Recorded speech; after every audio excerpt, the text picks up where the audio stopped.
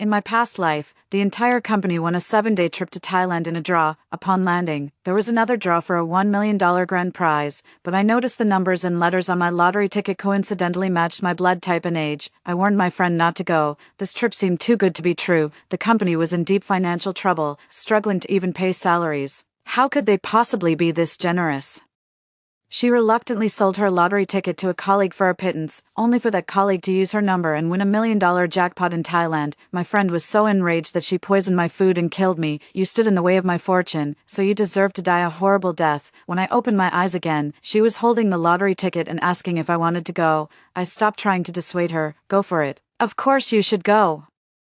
I have a feeling that $1 million jackpot has your name on it. 1. That's amazing. I won the grand prize. Riley, what did you get? I slowly opened my eyes to the excited voice of my good friend and colleague, Joan, staring at the familiar grand prize winning card in my hand. It suddenly dawned on me. I had been reborn. Joan, standing beside me, snatched the card from my hand when I didn't answer. Let me see what you've got. You're definitely not as lucky as I am.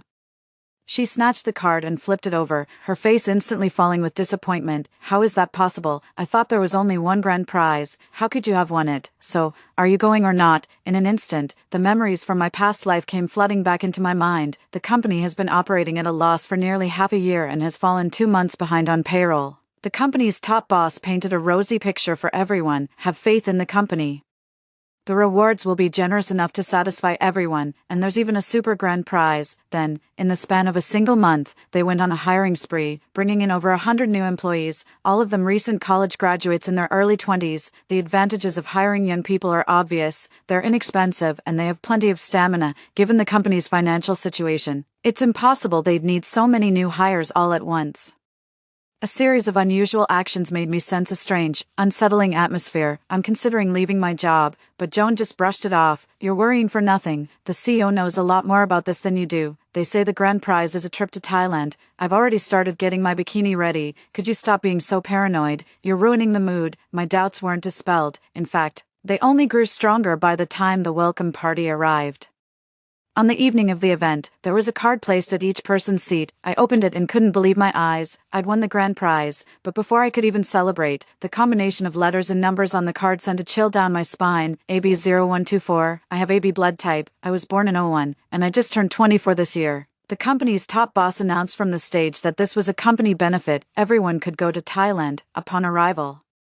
You could also use your number tag to enter a draw for a 1 million baht grand prize. If you didn't go, not only would you get nothing, but you'd also have to pull duty at the office. Joan excitedly waved her number tag at me and asked, Are you going? Are you going? If we go, I need to pack my swimsuit. I was really worried. After thinking it over all night, I decided not to go and advised her against it too. That place is way too risky. You're after money, but it's after your life, honestly.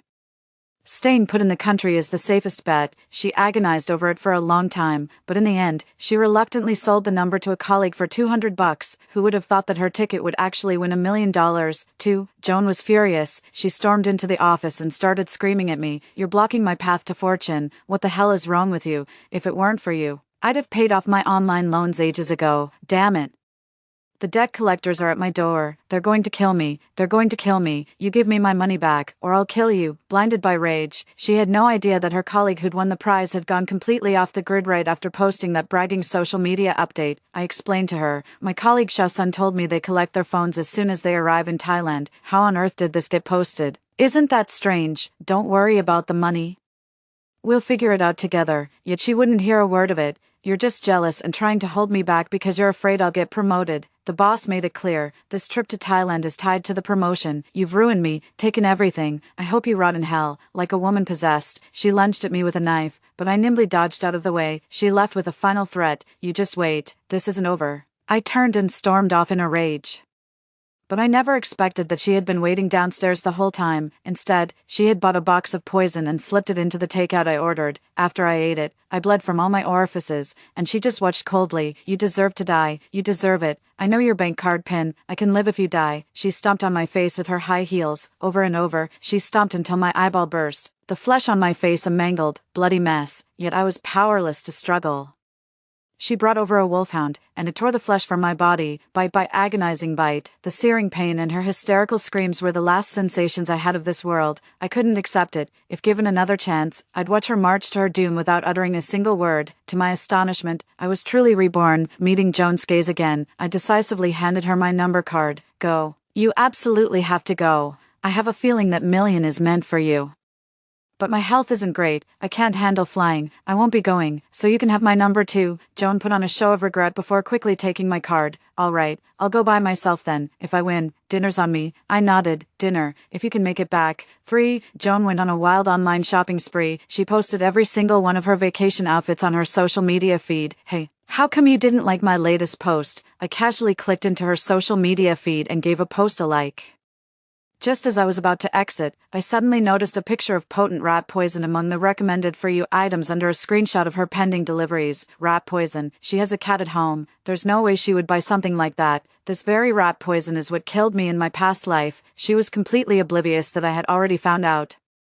Just rattling on by herself. Take these 8 items back to your place and return them. Just use your address for the return. I was just about to raise my hand and throw the tattered clothes and packaging bag she tossed at me right back in her face. Suddenly, the phone buzzed with a vibration, and a debt collection message popped up. Joan, due to your willful default, we will arrange for a third-party agent to conduct a field visit investigation in the target area starting tomorrow.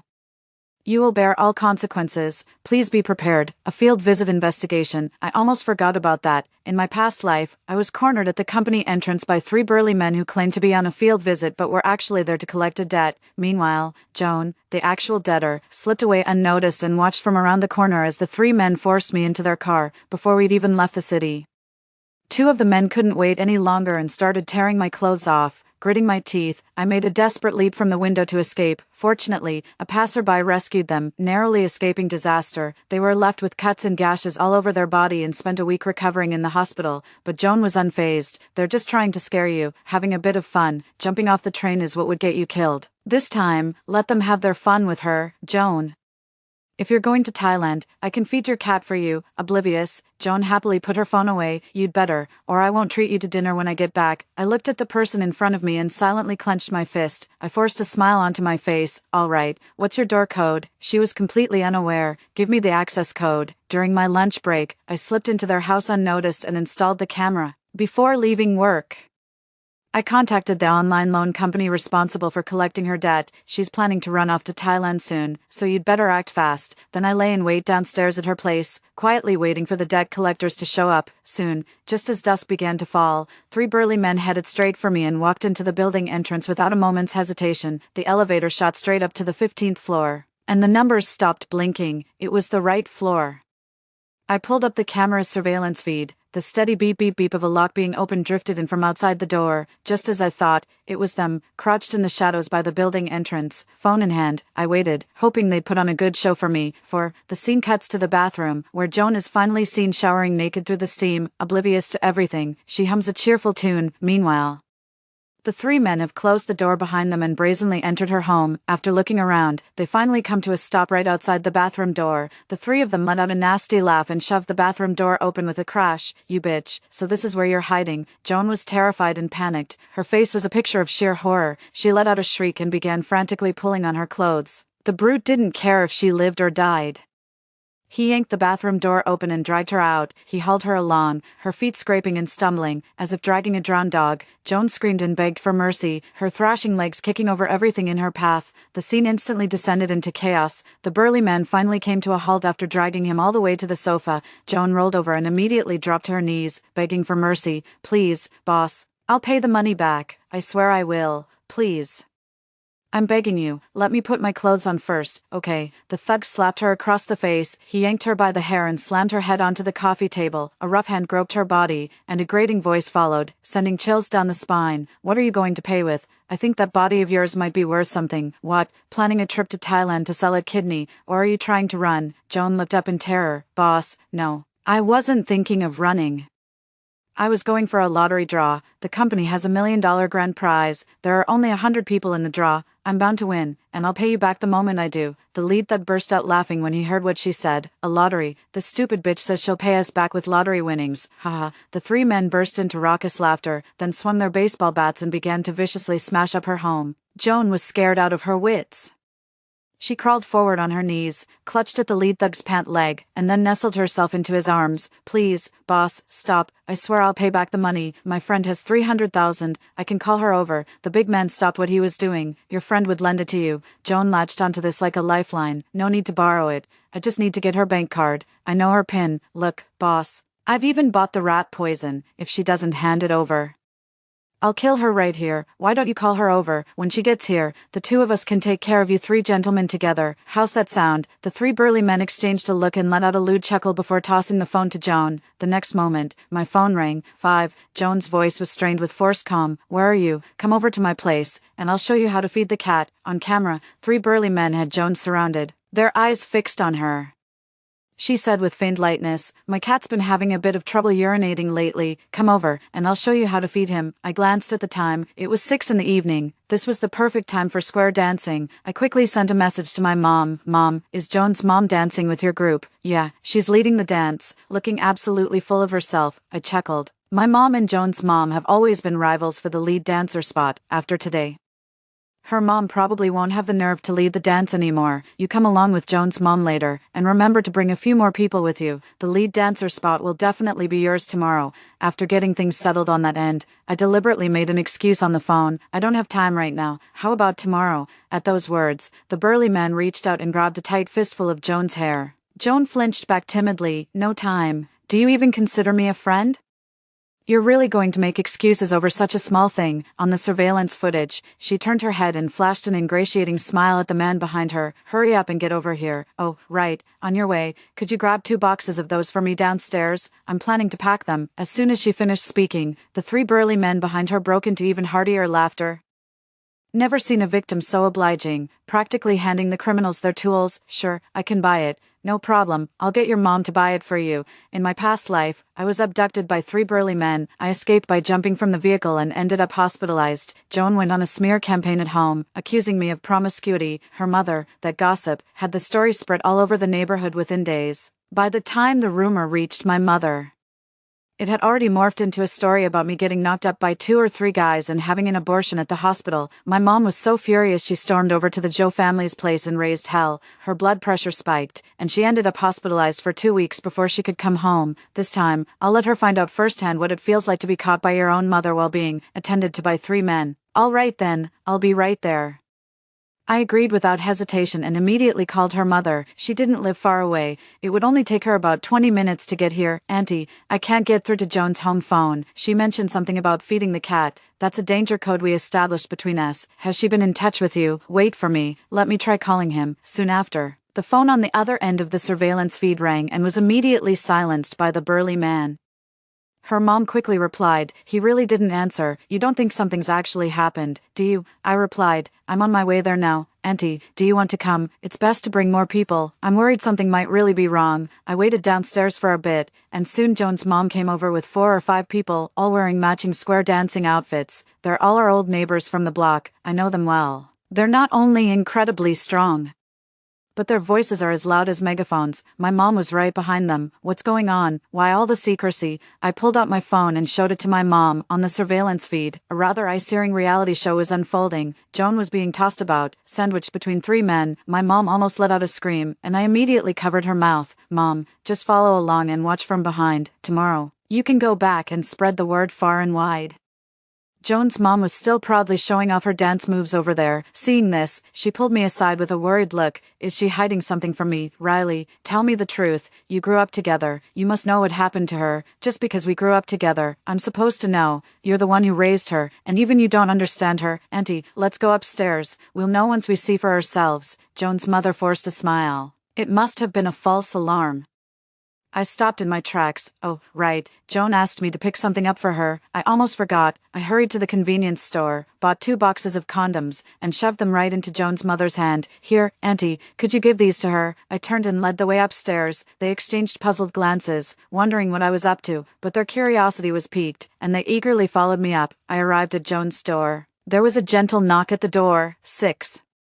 The heavy breathing inside abruptly stopped. The onlookers exchanged uneasy glances. It was obvious what was happening. Joan opened the door, her face flushed red. Grinning, she grabbed my arm. "Come on in, hurry up. Here, let me introduce you to my friends." She stepped aside, revealing 3 burly men behind her, also disheveled, who stood with their arms crossed, eyeing me with a shifty gaze. "Look at the people behind me. They're not laughing anymore." "Mom, what are you doing here?" "Joan, what's wrong with you? Who are they? What were you just doing?" Joan's mother flew into a rage, shoving her aside and barging through the door. Following her mother, a gaggle of aunties swarmed in behind her. The living room was a complete mess, with clothes strewn haphazardly all over the bedroom floor. The floor was dotted with stains, and various plastic items were mixed in with spilled liquid. My mom immediately pulled out her phone and started recording. Joan's mother slapped Joan across the face. "You moved out just to pull this kind of crap, didn't you?" Joan was terrified. "Mom, just let me explain." Joan's mother flew into a blind rage, grabbing Joan and slapping her repeatedly. "Are you that desperate? Your father's a lowlife, and you're just as pathetic as he is. Can't you live without a man?" Joan's father was a habitual cheater. You wouldn't believe how many women crossed their threshold. That's why Joan's mother absolutely detested such messy relationships. Knowing her mother's biggest trigger, Joan always played the part of the perfect, obedient daughter. Honestly, she should be thanking me. If I hadn't helped her out, that rift between her and her mother would have stayed, and she'd still be playing the innocent little flower in front of her mom. I took Joan's mother by the arm and poured fuel on the fire. "Auntie, they're just young people. It's all perfectly normal. As long as Joan is safe, that's all that matters." Joan's mother's fury escalated. "Bullshit, she's just a cheap slut." With a sharp flick of her wrist, she hurled 2 boxes of condoms at Joan. "How many boxes did you use? Need me to run out and buy you more?" Seeing the situation turn sour, the 3 burly men hurriedly got dressed and prepared to make a run for it. An auntie from the crowd, eager for some drama, grabbed her from behind. "Oh my, look at how tall and sturdy he is. He's in surprisingly good shape." Joan was such a polite and well-behaved little girl. Who would have thought? TSK, you really can't judge a book by its cover. "So, you're all her boyfriends." The group started talking over each other, pulling out their phones to take pictures. Joan couldn't take the beating anymore and collapsed to the ground, wailing. "You think I wanted to let them have me for cheap? What choice did I have? They were demanding money, saying it was my money or my life. What was I supposed to do?" Joan's mother's vision swam, the world going dark before her eyes. "7, how much do you even owe? That you'd trade your life for it?" Joan's mother completely lost it, grabbing a burly man and pummeling him with all her might. "How much do we owe you? You'll get your comeuppance for collecting debts like this." Shoved hard by the burly man, she stumbled and crashed into the coffee table. The burly man had snapped out of his earlier state of dazed confusion. "Pay up what you owe. If she doesn't, we'll be back. Next time, we won't go so easy on her. If you dare call the cops, you're dead. Got it?" Joan nodded, trembling with fear. The 3 burly men turned and left. Joan's mother crawled on her knees to Joan's side. "How much do you owe? For God's sake. How much money did you borrow?" When she saw Joan's phone, Joan's mother fell silent. I stepped forward to look and gasped. All the debts added up to a staggering 1 million. My mother's eyes widened as she stared at me. I blinked, offering a reassuring look. Guiding Joan's mother to sit down, I said, "Auntie, please calm down. At least Joan is safe, isn't she? We can pay off the debt gradually, sell the house, borrow a bit more. We'll find a way to manage. Getting this worked up is bad for your health. It's not worth risking your well-being over this." Joan's mother was sobbing with rage, and the more people tried to calm her down, the angrier she got. A retired teacher who had lived a distinguished life, she was now at an age when she should be enjoying her golden years. Her daughter's scandal was a bitter pill to swallow. She had it coming, raising a daughter like Joan. Joan panicked at the mention of selling the house. "I can win the lottery. My company is holding a draw in Thailand for $1 million. If I win, all our problems will be solved. I'm going to win. I know I will. Mom, you have to believe me. Just believe me this one last time." Everyone looked at her as if she'd lost her mind, but Joan was already completely lost in her fantasy of winning the lottery. Joan's mother was furious. "Can't you just work hard and earn money to pay off your debts? Spend within your means. You've dug yourself into such a deep hole. How can you still not give up? What on earth did I do to deserve this? I can't even have a single day of peace." Joan was acting crazy, pulling out her raffle ticket. "Mom, you've got to believe me. I can win this. This is the lucky number. I just know it." Her mother snatched the ticket right out of her hand. "Have you lost your mind? Don't you know how dangerous Thailand is right now? Your company can't even make payroll. And they're running a raffle." Joan wouldn't listen to a word. She shoved her mother aside and snatched the sign. Nag, nag, nag. That's all you ever do. If you're so capable, give me the money. You're just a washed-up literature teacher. All you're good for is spouting pretentious nonsense. Her mother was so overcome with rage and distress that she clutched the back of her head, her eyes rolled back, and she suddenly collapsed. She was rushed to the hospital for emergency treatment and narrowly escaped death. Meanwhile, Joan posted a rant online. Parents can't offer you any useful advice, they only add to your anxiety. We're going all in, folks. Stay tuned for our posts about the team building trip to Thailand. A bunch of people liked her post. Netizens just love to watch the drama, and they don't care about the facts. Some people actually supported her on this. Your life is your own, of course you should be in control of it. The post about the company trip to Thailand is slowly gaining traction. Netizens are all wondering whether this trip to Thailand is a reward or a trap. Not to be outdone, Joan went live on Weibo right away. Don't worry, everyone, it's perfectly safe. There's no danger at all. Besides, risk and opportunity always go hand in hand. Nothing ventured, nothing gained. I'll go live for everyone on this account later. You'll see for yourselves when you tune in. Someone recognized her as the female lead from that viral video with 3 guys and 1 girl that blew up recently, and her views started skyrocketing. I immediately created a burner account and followed her on the sly. In my past life, I died the day after they arrived in Thailand, so I have no idea what happened afterward, a fortune or a fate. I'm quite eager to find out. 9. The day to go to Thailand has finally arrived. Joan was wearing a tube top, with the live stream camera hidden inside it. That angle really brought in a ton of views for her. I was watching on my alt account when, suddenly, I saw her turn the camera towards me. I quickly put my phone away and put on my headphones. Her voice, dripping with sarcasm, grew louder as she approached from behind me. She's the only one in the whole company who's not going. Let me show you all what a coward she looks like. Go ahead, talk your trash. When I get back safe and sound, I'll throw every word of it right in her face. Joan sidled up with a sneaky grin. Hey, you're really not going. Are you scared of dying or something? With that, she let out a nasty, cackling laugh. She shoved it right from her chest into my face. I smiled. I picked up the teacup from the table and took a delicate sip. Exactly. I don't have any online loans to pay off, so I don't need to take any crazy risks. She was livid, her face turning ashen with rage. Are you out of your mind? With the entire company assembled? They all set off for the airport together. Joan chattered excitedly the whole way, only quieting down after she turned off her phone once on board the plane. About 5 hours later, a notification popped up that Joan's account had gone live. I clicked in, and Joan was speaking in a hushed voice. They're about to collect our phones. The company says some senior executives are coming soon, and they're worried about leaks. I'll hand in my backup phone in a bit. But this one will keep streaming as usual. Don't worry, as long as there's internet and power, I won't go anywhere. I took a sip of tea and thought of my past life. In that past life, the moment the plane landed, the company confiscated everyone's phones. In this life, with Joan as the one who slipped through the net, will it change the course of events? Joan's live stream continues. After their phones were confiscated, everyone was herded onto a sheet metal bus. The bus driver was likely a local, speaking in Thai. The comments are flying by at lightning speed. Whoa, this bus looks just like a livestock transporter. Is this a vacation or a military operation? We're going full special forces here. The streamer's probably in deep trouble. Guys, this is a ticking time bomb. Enjoy the show while it lasts. Joan quietly defended the company. Hey, it's not bad, folks. The flights are free. The bus is free. What more could you want? We're here to have fun.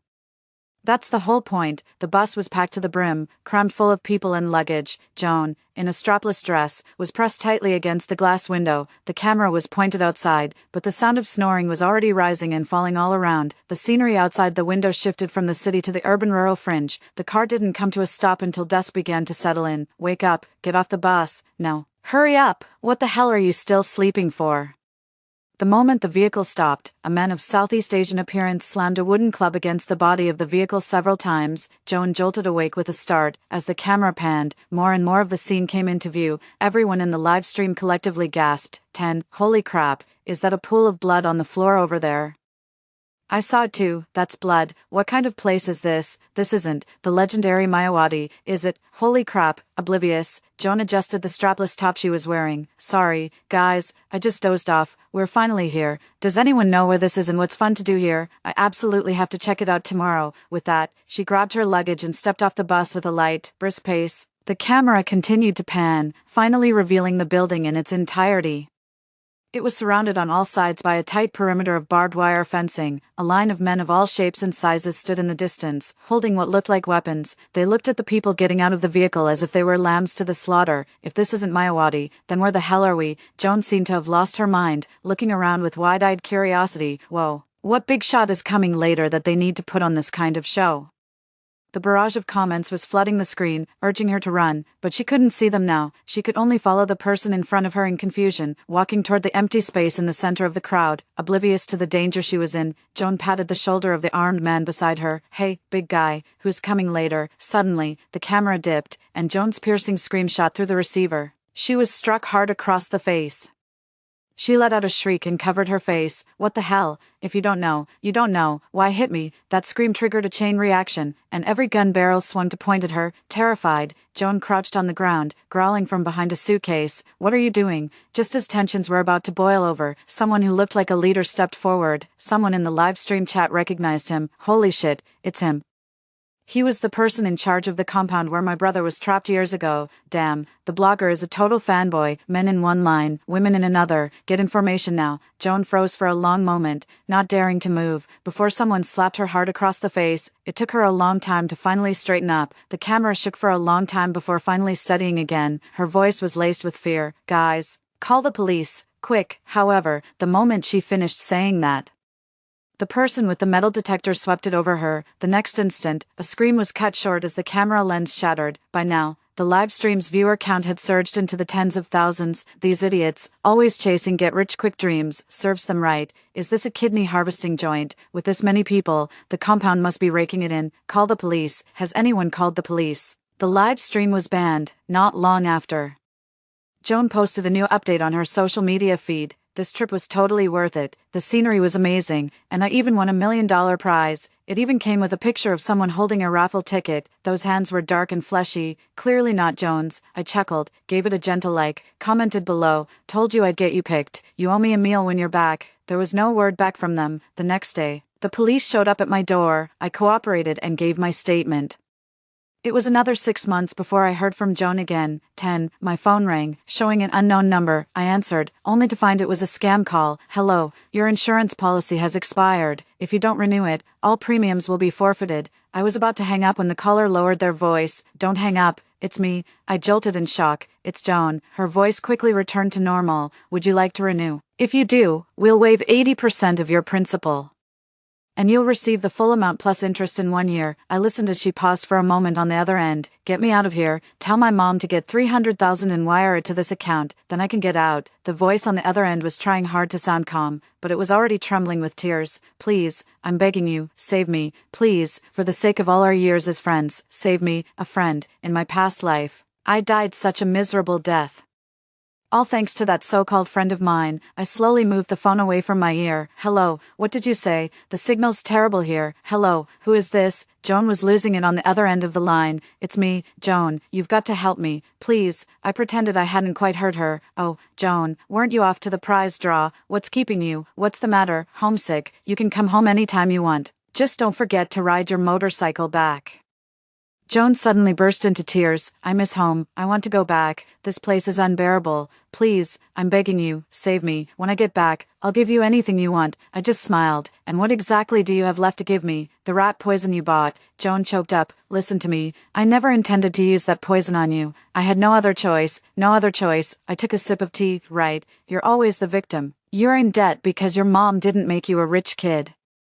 So it's not your fault. You killed me because I, your friend, had money and wouldn't lend it to you. So you're blameless. You think you're never wrong. People like you make me sick. Joan was frantic. Yet, old habits die hard. Do you want to see me dead? Why didn't you stop me back then? You didn't come yourself. And you just stood by and watched me walk into the fire. You're the one who got me killed. I'll haunt you from beyond the grave. Look at that. It's my fault again. People like her will never change unless they're born again. I smiled and picked up my teacup, because I'm too cautious, not as bold as you are. Oh, by the way, I won't be renewing the insurance. You'll have to find someone else. If there's nothing else, I'll hang up now. Just before the call ended, footsteps could be heard approaching from a distance. Joan's terrified wailing made the phone vibrate in my hand. The call was cut off, and all sound vanished from my ear. I gazed out the window at the splendid spring scenery and poured myself another cup of tea. Only after finishing the entire cup did I call the police. After all, besides her, there were so many other innocent people trapped there. I got a call today. It sounded like it was from Joan. They gave us an account number. Not sure if it'll help crack the case. Fortunately, that account number turned out to be a real lead. The police successfully raided the telecom fraud compound, and everyone involved was deported back to their home countries. Joan's mother called and asked me to go to the police station with her to help with the identification. Identify what? A corpse or human remains? I agreed without hesitation. 10. The police station was a hive of activity, with people clutching their loved ones and sobbing. While others were being handcuffed, I was first taken to the group of people who were still free to move about, but Joan was nowhere to be seen. I let out a long, deep sigh of relief. Then, I was taken to the morgue. As one white sheet after another was pulled back, the full horror of the scene unfolded before my eyes. Some wounds stretched from the neck all the way down to the waist, while others had lost an arm entirely. Yet, even after I had seen them all, Joan was nowhere to be found. A pang of disappointment washed over me. After examining all those human remains, Joan was still nowhere to be found. Just then, a police officer shouted, "Wait, there's one more at the psychiatric hospital. Take her there to check." Now, when we arrived at the psychiatric hospital, I finally saw a familiar face. Her once full face was now gaunt, like a skull. She cradled a doll in her arms, murmuring something under her breath. "Baby, baby, thank you, baby." "Joan, do you still recognize me?"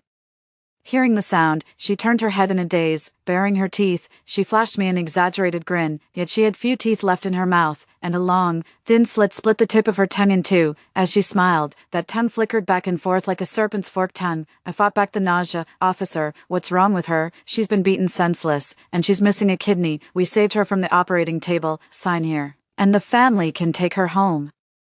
The moment she was brought home, the whole neighborhood came to see the spectacle. "Hey, Joan, remember me? Is that Joan? What happened to her?" I smiled, pushed through the crowd, and shielded her as we walked home. "Of course it's Joan. Don't you recognize our gorgeous Joan anymore?" She was in a daze the whole way, but the moment she saw Joan's mother, she broke down into uncontrollable sobs. Her bony arms swung in a wide arc, pounding with all her might at Joan's mother, who lay motionless on the bed. "You deserve to die. You deserve it. Why didn't you save me? You deserve to die." Her mother was crying her eyes out, but due to the cerebral hemorrhage, she couldn't string a single coherent sentence together. "Sweetheart, come back." I took out my phone, filmed the mother-son reunion, and posted it under the same account Joan used to stream on. "Update, your favorite blogger is finally back."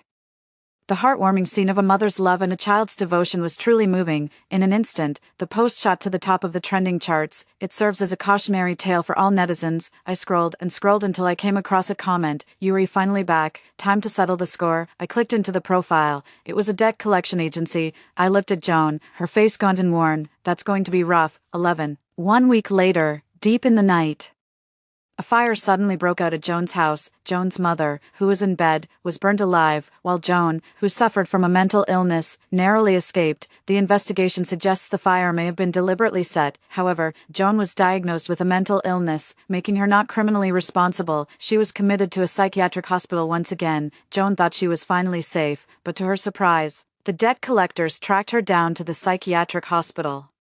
During the fight, the 3 thugs pushed her off the 5th floor. Joan died on the spot, and the 3 thugs were taken away by the police. My mother finished the story in one breath, then picked up her teacup and took a sip. She brought it on herself. "Earn an honest living and keep a clear conscience. That's how you build a life that lasts." I stood up with a smile and started giving Mom a back rub. After a moment's thought, I picked up my phone again, opened Joan's profile, and tapped unfollow. Starting today, life is all new. Story 2. In my past life, the woman upstairs did aerobics at home every day. When my mother and I went up to confront her, she suddenly fainted. Her mother then came at me with a cleaver and killed me, and my mother had a heart attack and died on the spot. It turned out her mother had a history of mental illness and wasn't held legally responsible. To make matters worse, that woman requested a kinship test with my remains, was confirmed to be my half-sister, and took possession of the 10 properties I inherited from my deadbeat dad as the sole heir. After being reborn, I stopped trying to prevent her from doing aerobics at home. I just made sure her mom overheard it during her evening walk, pretending I suspected my birth mother might be someone else. Thump,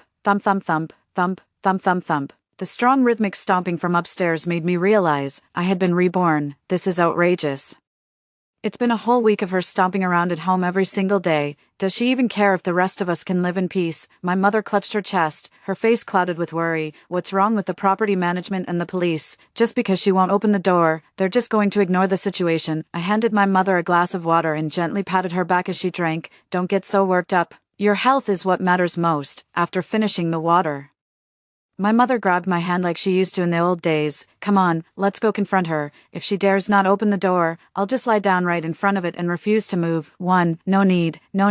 I quickly guided my mom to sit back on the sofa. Leave this to me. Hasn't Aunt Wendy been inviting you to stay at her BB? Take this time to go check it out. By the time you return, I'll have sorted out the issue with the upstairs neighbors. Then you can come back and continue living here, dancing with your usual group of aunties every day. I inherited 10 properties from my deadbeat dad. Besides the current 3-bedroom apartment we live in, there are 5 relocation apartments and 4 other commercial properties, but my mom is only truly happy with this one. Not only does it have the best community environment, it's also the most convenient location. Plus, she has a regular group of folk dance partners here. They dance together daily, take walks, and even organize meals and trips together. She absolutely refuses to move to any of the other properties, even after being disturbed by the upstairs noise for a whole week and taking heart pills daily to stay calm. She still hasn't mentioned moving out. Are you sure you can handle those troublemakers upstairs by yourself? My mom asked, looking at me with concern. I nodded solemnly. Don't worry, I won't be going it alone. If I can't handle it myself,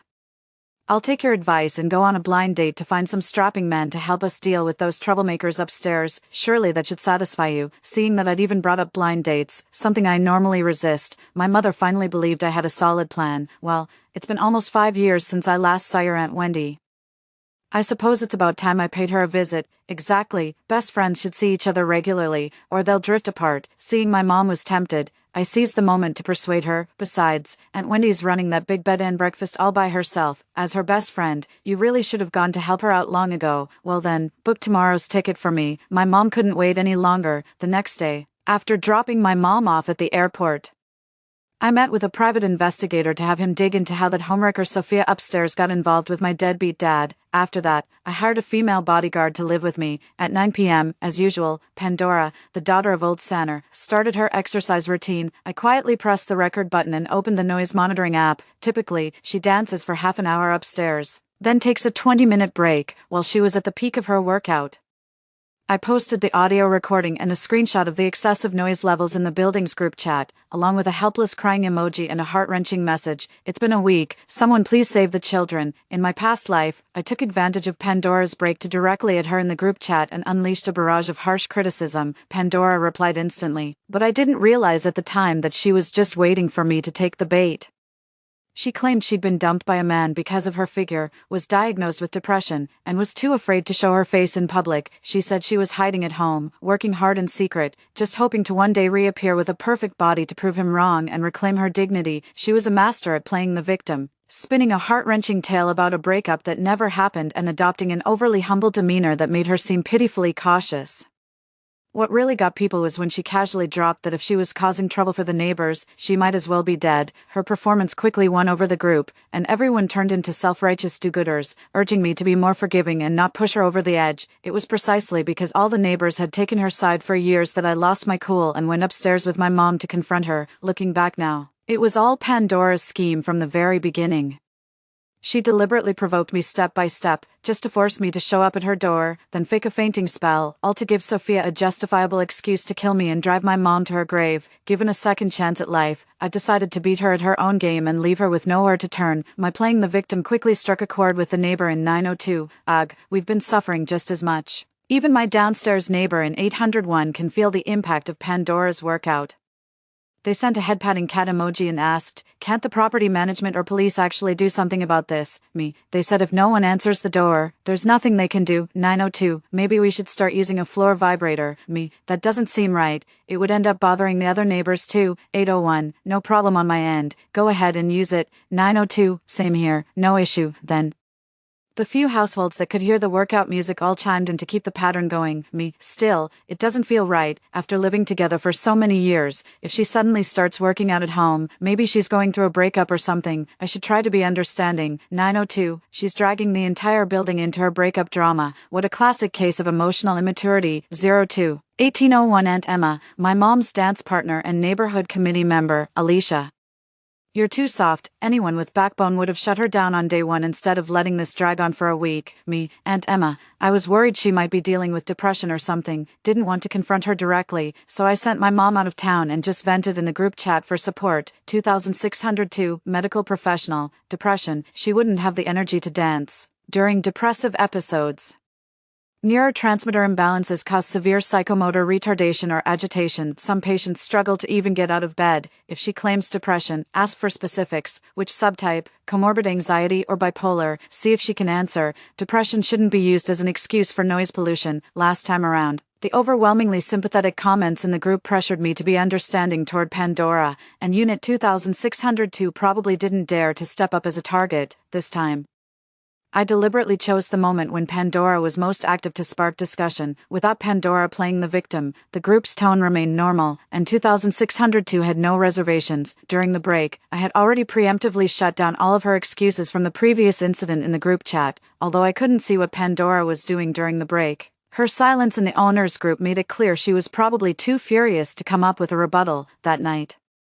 I scored my first victory and won the neighbors' complete sympathy. The next day, when Pandora started dancing again, Aunt Emma and a few other ladies from the dance team went to knock on her door. She still didn't answer the door. After Aunt Emma shared what happened in the group chat, everyone grew even more resentful of Pandora, unanimously calling her out for being unreasonable. On the third day, the private investigator sent me the information. That discovery really took me by surprise. It turns out Pandora and I were born on the exact same day. Sophia and my deadbeat dad grew up together in the same compound as childhood sweethearts, but my dad, barely educated yet pretentiously artsy, looked down on Sophia, who worked at a chicken stall, and instead fell for my mom, his high school teacher's daughter. Back then, my mom was a college student while my dad was just a hotel doorman living off his looks, though he was better looking. Their futures were on completely different trajectories. Later, my mom was drugged by her boyfriend and taken to my dad's restaurant, where he rescued her. Overwhelmed with gratitude, she let her emotions take over and ended up marrying him. When Sophia found out, she confronted my scumbag dad and cried to him several times. In a fit of rage, she married a butcher from the local market just 1 month before my parents' wedding. After my parents got married, Sophia drugged my dad.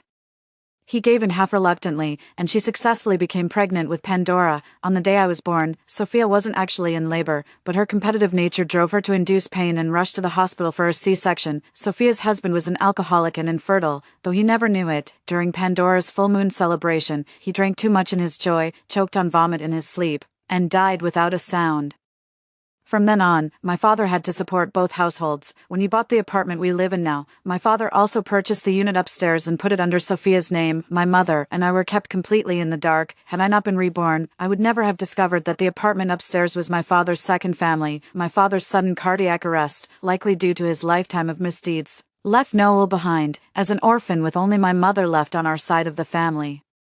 We decided against a funeral and had him cremated the same day. Pandora missed her chance to demand a paternity test, so the 10 properties under my father's name were rightfully inherited by my mother and me, eventually all transferred to my ownership. Unwilling to accept this, Pandora set up this aerobic scheme to provoke me into showing up, hoping her mother, who has a history of mental illness, would attack me with a knife and, in the process, push my own mother to her breaking point. Additionally, the private investigator found that Sophia had attempted to attack people with a knife on 3 separate occasions, each time out of overprotective maternal instinct. All 3 incidents were dismissed after she was deemed mentally unfit. That's exactly why Pandora was so confident in orchestrating this aerobics trap. I instructed the private investigator to continue digging into the specifics of those 3 stabbing incidents.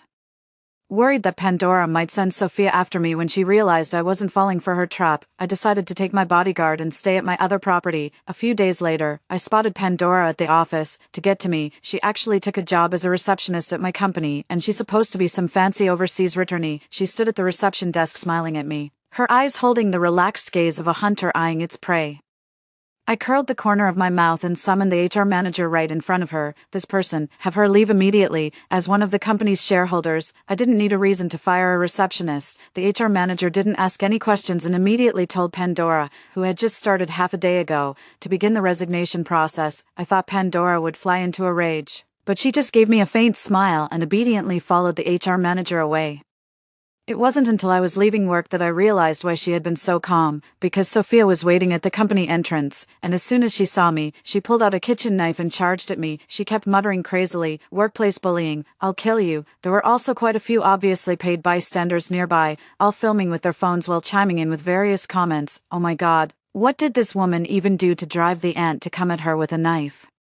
I heard she was jealous of how pretty the other woman's daughter was and fired her on her very first day. No, I heard it was because the company boss glanced at the aunt's daughter one too many times, and this woman just kicked the daughter out. With security and my hired female bodyguard present, Sophia never stood a chance of getting close to me, but she completely lost it. After being disarmed, she started screaming hysterically, drawing the attention of actual passers-by. In no time, the company's entrance was completely swarmed with people. I scanned the crowd with a cold expression. Just as expected, I spotted Pandora behind the crowd. Our eyes met, and she smugly jerked her chin at me, even flipping me off. I clenched my fists, holding back my anger. It wasn't until the police arrived and took Sophia away that the bystanders gradually dispersed. Pandora lingered at the back, mouthing a threat at me. "You're dead." I silently raised my middle finger, gradually morphing it into a finger gun gesture, then mind shooting at Pandora before getting into the car with a blank expression to assist with the police investigation. By the time I left the police station, social media was flooded with stories about me being a workplace bully who drove an employee to quit, which allegedly caused the employee's elderly mother to have a mental breakdown and attack people with a knife. My personal information was leaked to the media, and my phone was bombarded with abusive messages. After reporting it to the police, I posted the recorded exercise audio, screenshots of the noise level violations, and the redacted group chat logs from the residents online. 3. I also had the company's legal department issue a cease and desist letter to warn those internet users spreading rumors. The whole thing pretty much died down by bedtime. But no matter how hard I tried, I couldn't calm my racing thoughts. Pandora is clearly out to destroy me, and I can't hide from this forever. The only way is to take the initiative and strike first. The private investigator promptly provided me with detailed records of Sophia's 3 knife attacks. The first incident occurred when Pandora had a crush on a boy in middle school, but he preferred the school's most popular girl. Somehow Pandora convinced Sophia to ambush the girl after school with a knife, slashing her face and permanently scarring her. Due to Sophia's history of mental illness, she avoided arrest. Shockingly, my worthless father ended up paying the compensation. The second time happened when Pandora was caught cheating on a high school exam and faced disciplinary action. Sophia went to the school with a knife and attacked the teacher who had reported the cheating. Once again, my deadbeat father covered the damages. The third incident happened last year when Pandora was walking her dog off-leash in the neighborhood, and the dog bit a 3-year-old child. The child's father immediately slapped Pandora across the face. That same night, Sophia went after the man with a knife but ended up getting kicked to the ground by him. Since both parties were injured, my deadbeat dad didn't have to pay any compensation this time. Coincidentally, all 3 incidents were recorded and posted online, so I was able to see all the crime scene photos at once. After looking through them all night, I noticed something interesting.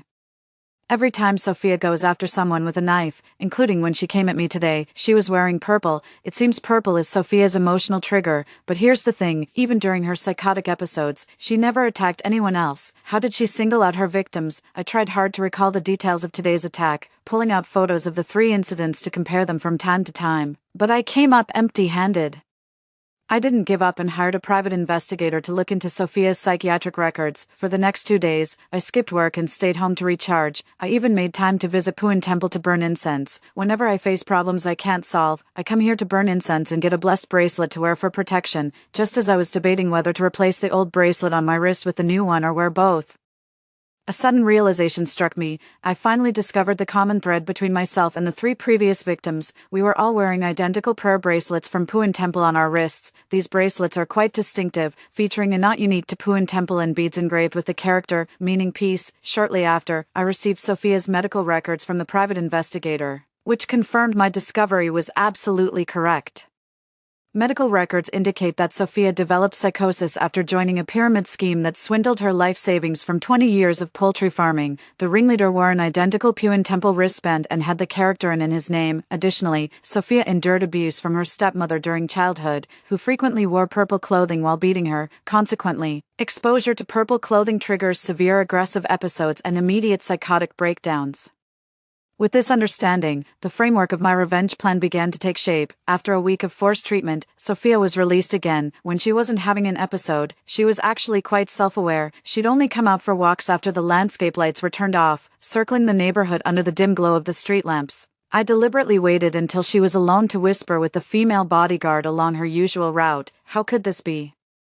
I'm not actually my mother's biological child, I feigned a deeply shaken voice. Sophia's footsteps came to an abrupt halt. Out of the corner of my eye, I noticed her hiding behind the bushes. The female bodyguard tried to comfort me as rehearsed. Maybe the testing center made a mistake. Should we do it again? I shook my head. We've done it 3 times already. There's no mistake. Besides, I don't look anything like my mother. The bodyguard said. But you're definitely your father's child. You're the spitting image of him. It's true. I inherited my deadbeat dad's handsome looks completely, with no resemblance to my mom at all. Pandora wasn't so lucky. She doesn't look like either parent, but bears some resemblance to her no-good, cheap excuse of a father. Guess it's like the old saying goes, spend enough time with a dog, and it'll start to look like its owner. Picking up on the bodyguard's comment, I added, yeah, it's so frustrating. I'm starting to wonder if my mom actually had a boy, and I'm the child of my dad's mistress, switched at birth by her. The bodyguard couldn't help but laugh. How could that be? You've been reading too many melodramatic novels. Most likely it's a hospital mix-up. You could check with the hospital where you were born. Me. No way I'm doing that. If they find out I'm not my father's biological child, I'd have to give up all 10 properties under my name. I'd have to be insane to go digging into this, the bodyguard, but just because you won't investigate doesn't mean the real heir won't. They might track you down, eliminate you quietly, drive your mother to her grave, then request a DNA test with your remains. They'd still get all 10 properties. No, that's impossible. I shook my head frantically. Stop trying to scare me, bodyguard. I'm not trying to scare you. It's just that the world is so absurd it catches you off guard. Take your upstairs neighbor for example, who would have thought a simple argument over exercise noise would lead to her mother coming at you with a knife. Me, you know, if I didn't know how devoted my dad is to my mom, I'd almost suspect that mother-daughter duo upstairs is actually his mistress, deliberately provoking me to create an excuse to kill me and inherit my apartment. Oof, I shouldn't say more. The more I talk, the more it sounds plausible. Ha ha ha, bodyguard, wouldn't rule it out. That woman upstairs is way too calculating, and her mother seems so naive. They don't even look related. Rumor has it she was born in the same hospital on the same day as you. Maybe you two got switched at birth. Ha, now I'm spinning wild theories just like you. I playfully swatted the bodyguard and pretended to be annoyed. If you're gonna make up stories, at least pick a flattering one. That woman upstairs looks nothing like my handsome dad. No way she's his kid. If I were my dad's mistress and gave birth to such an ugly child, I'd have disowned her long ago. As I spoke, I rubbed my arm. Oh no, I'm having another allergic reaction to mango. I shouldn't have been so stubborn about drinking that mango milk tea earlier, the bodyguard said. How come you're allergic to so many things? I remember you're also allergic to eggs and peanuts. I smiled wryly. Yeah, neither of my parents have allergies. Just me. Probably inherited it from my birth mother I've never met, the bodyguard pulled me back. All right, enough talking, let's hurry back and get you some ointment. As we walked, we used our phone's selfie camera to keep an eye on what was happening behind us. Sure enough, the moment my bodyguard and I left, Sophia stood up from the bushes, staring blankly at my retreating figure. Her medical records noted that she is allergic to mangoes, eggs, and peanuts. Before putting on an act in front of Sophia, I had someone pose as a gas company worker to plant listening devices in Pandora's living room and kitchen under the pretense of a routine gas leak inspection. Not long after returning home from the performance, I overheard the conversation between Sophia and her mother through the listening device. Pandora, should I just go kill the one downstairs right now? Mom, don't be so impulsive. Last time you attacked her, you already tipped her off. She's definitely on guard now. Besides, her mother isn't home. If you kill her now, you'll still need to find another chance to kill her mother. Otherwise, I won't be able to fully inherit those 10 apartments. Why not wait until her mother is home before you strike? Her mother has a heart condition. She'll probably die of fright. Taking care of both at once would be perfect. That way, we avoid raising police suspicion by doing it twice. And we won't risk losing the inheritance. It's not worth it. You're so clever, Pandora. I'm not as smart as you. You're really not as good as me, so timid and scaredy cat. If I hadn't raised you myself, I'd have thought you were switched at the hospital. Not only am I no match for you, even your own father can't compare. He's too soft-hearted, otherwise, he wouldn't have kept supporting us all this time. Don't overthink it. I'm definitely my father's child, come to think of it. You and that older woman downstairs are kind of alike, you both love dancing. The only difference is, she's into traditional dance, and you're all about clubbing. Mom, are you having one of your episodes again? Why are you suddenly bringing up that old lady downstairs for no reason? Just saying, no big deal, I'm heading to bed now. For the next 3 days, I had people create accidents every time Pandora left her place. On the first day, she was nearly hit by a flower pot that fell from above while walking down the street. The next day, her car got rear-ended. On the third day, she was knocked down by a cyclist while crossing the street, scraping her arms and knees. I bribed a fortune teller to intercept Pandora as she left the hospital. He told her that if she didn't go to Puan Temple to get a blessed bracelet, she'd soon face a life-threatening disaster. So Pandora went straight from the hospital to Puan Temple. Back at the neighborhood, I returned with my female bodyguard and knocked on Sophia's family's door. Sophia was home alone. When she opened the door and saw me standing behind the bodyguard, she couldn't contain her excitement. Alicia, you finally came to see me. I gave a faint smile. Auntie, I went too far when I fired Pandora last time, and I'm sorry for upsetting you. I came to apologize, if it's convenient. I'd like to take you all out for a meal. Of course. Sophia closed the door and followed me right away. What about Pandora? Let's invite her too, I said, pretending to be clueless. Sophia waved her hand dismissively. No need to call her. It's better with just the two of us. I gave her a helpless look. All right, whatever you say. Auntie, your wish is my command. Sophia grew even more excited and tried to grab my hand, but the female bodyguard subtly intercepted her. Her disappointment was written all over her face, but she wasn't angry. Instead, she forced a smile and said, Alicia, you're so patient, just like me. I didn't respond one way or the other, just gave a faint, tight-lipped smile. When we got to the restaurant, I took a photo with Sophia, snapped a picture of the address, and sent everything to Pandora. Pandora called me right away, and I went to the restroom to take the call. Alicia, what are you trying to do? Let my mom go. I chuckled. I just wanted to treat you and your mother to a meal to apologize. Why are you so worked up? If I were you, I'd hurry over. Your mom's quite the character. She's told me some rather interesting stories. Pandora panicked. My mom has mental health issues. You can't believe a word she says. I replied calmly. Whether it's believable or not is for the police to decide. Are you really not coming? Pandora, I'll be right there. Don't you dare mislead my mom. Back at the restaurant, Sophia happily served me food, looking at me with loving eyes and urging me to eat more. I gave the female bodyguard a meaningful look, and she immediately caught on, picking up some juice and pretending to accidentally spill it on Sophia. Oh my, how could you be so clumsy? You've ruined Auntie's clothes. Go buy her a new one right now. The female bodyguard said, Alicia, there aren't any malls around here. How about you lend the dress you bought for your mom to Auntie?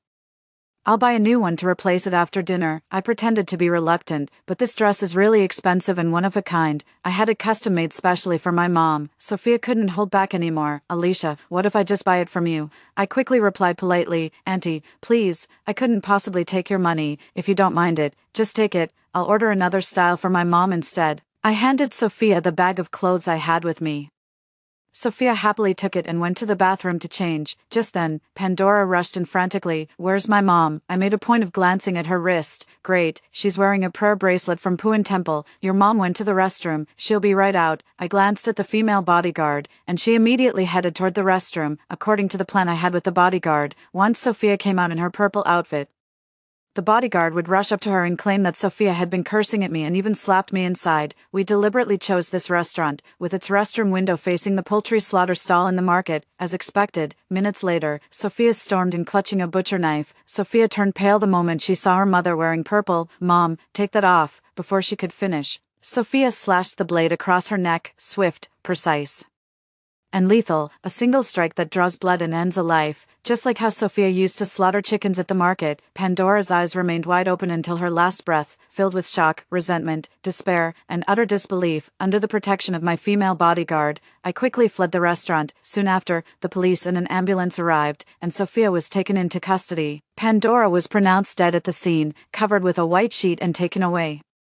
As the person involved, I cooperated and went to the police station. I presented the chat logs from the residents group and the news link about the previous incident where Sophia chased me with a knife. Officer, I'm quite timid and afraid of being attacked again, so I wanted to invite her and her mother for a meal to bury the hatchet. I never expected the mother would have an episode under these circumstances. 5. The restaurant has surveillance footage. And I didn't say a single provoking word to Sophia the entire time. The police let me go pretty quickly. I got someone to obtain the payment records from when my father bought the house for Sophia, applied for a kinship test with Pandora, and filed a lawsuit in my mother's name to reclaim my parents' jointly owned marital assets. In the end, I successfully got the house back and rented it out to someone else. Sophia was forcibly committed to a psychiatric hospital for killing someone with a blade. I occasionally had people cause trouble for her, and she kept having manic episodes. She probably won't be getting out of the hospital again. After everything settled down, I went to pick up my mom from Aunt Wendy's place. Aunt Wendy never married and ran several bed and breakfasts by herself. She'd spend part of each year at a different one, living a completely carefree life. When I arrived at the BB along the most famous hiking trail in the neighboring province, I saw my mom and Aunt Wendy from a distance, enjoying a drink on the huge terrace as the sunset painted the sky. I was just about to wave to them when I suddenly received a message from the private investigator. Miss Alicia, I've made an unexpected discovery. Your father had more than just Sophia as his mistress. There was another, more secret lover. They would spend 3 days together every month, and their relationship lasted right up until his death. It seems he loved this woman even more than Sophia, to the point where he sold the ancestral home to fund her business venture. My previously radiant mood instantly turned utterly dreadful. An intense sense of unease settled over me. My father's ancestral home was a 3-courtyard ancient residence in the Jiangnan style, featuring exquisitely carved dragon motifs. I didn't learn about my father selling the old family home until I was much older. It was during a high school spring trip to that historic town. I proudly pointed to the most exquisite traditional house and boasted to my classmates, "See that? That's my family's ancestral home." An elderly man happened to be passing by and stared at my face, a spitting image of my father's, in astonishment. "You must be Leonard's daughter, right? Your father sold this property ages ago, didn't you know? Rumor has it he got 100 million for it. With all that money, he still didn't send you abroad to study, that tight-fisted old miser." I swear, later, when I asked my father about it, he just brushed it off casually, saying he had donated the proceeds to a charity organization. My rather naive mother didn't express any suspicion after hearing this, so I didn't give it much further thought either. My hands trembling, I asked the private investigator, "Did you find out that woman's name?" The private investigator replied, "Jiang Wendy? Your mother's close friend." I felt my entire worldview shatter in an instant. What in this world is still worth believing in? I turned and walked away, dialing my lawyer as I went. "I'm going to need you to handle one more case for me." "Yes, it's about helping my mother reclaim her share of the marital assets." A cool evening breeze brushed against my face as I walked back without a hint of hesitation. Story 2, At the End of the World.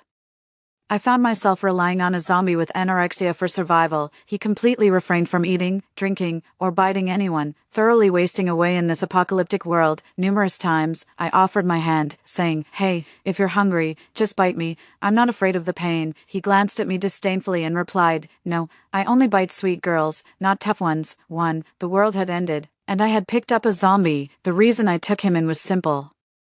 He had a decent appearance and didn't bite. The first time I saw him, he was sitting next to a pile of dead branches and leaves, surrounded by several collapsed zombies. He looked like a worn-out, abandoned doll full of patches, his hair tousled by the wind, sweeping across his forehead. "Get lost, or I'll bite you to death." Even his threats were feeble. A lethal combination of despondency and world-weariness clung to him perfectly, with the mutated, twisted bones visible under his hoodie. His skin wasn't very pale, but one could sense an immense tension in him. However, his depression was largely related to his anorexia. Otherwise, no one could resist the temptation of a freezer full of free ice cream on a hot summer day. 2. The second time I saw him was the day before yesterday, when I went out to throw away the trash at night. At that time, he was caught by a huge zombie, which tightly gripped his neck, seemingly ready to twist his head off. But despite appearing frail, he pulled out a firearm at the crucial moment. Bang, a gunshot, but it missed. The huge zombie only lost a right arm. Using its left arm, it clumsily stood up and pursued him in a stumbling chase. But he was already too weak. He tripped and fell hard from the roof of a building. Unfortunately, he landed on the roof of my family's supermarket. My family owns a department store, and during the worst days of the zombie outbreak, I turned our home into a fortress for 2 whole months. I survived on unsold stock by being frugal. Seeing the iron roof I had welded about to be destroyed, anger surged within me. I grabbed a large iron block and smashed the head of the huge zombie as it jumped down. The large zombie's head rolled to my feet, its expression twisted yet somewhat comical. He looked up at me, expressionless, and spoke slowly. "Why, is it you again?" I was infuriated. "I saved you. And you can't even say thank you." "Oh, thanks." He gave me an ugly smile.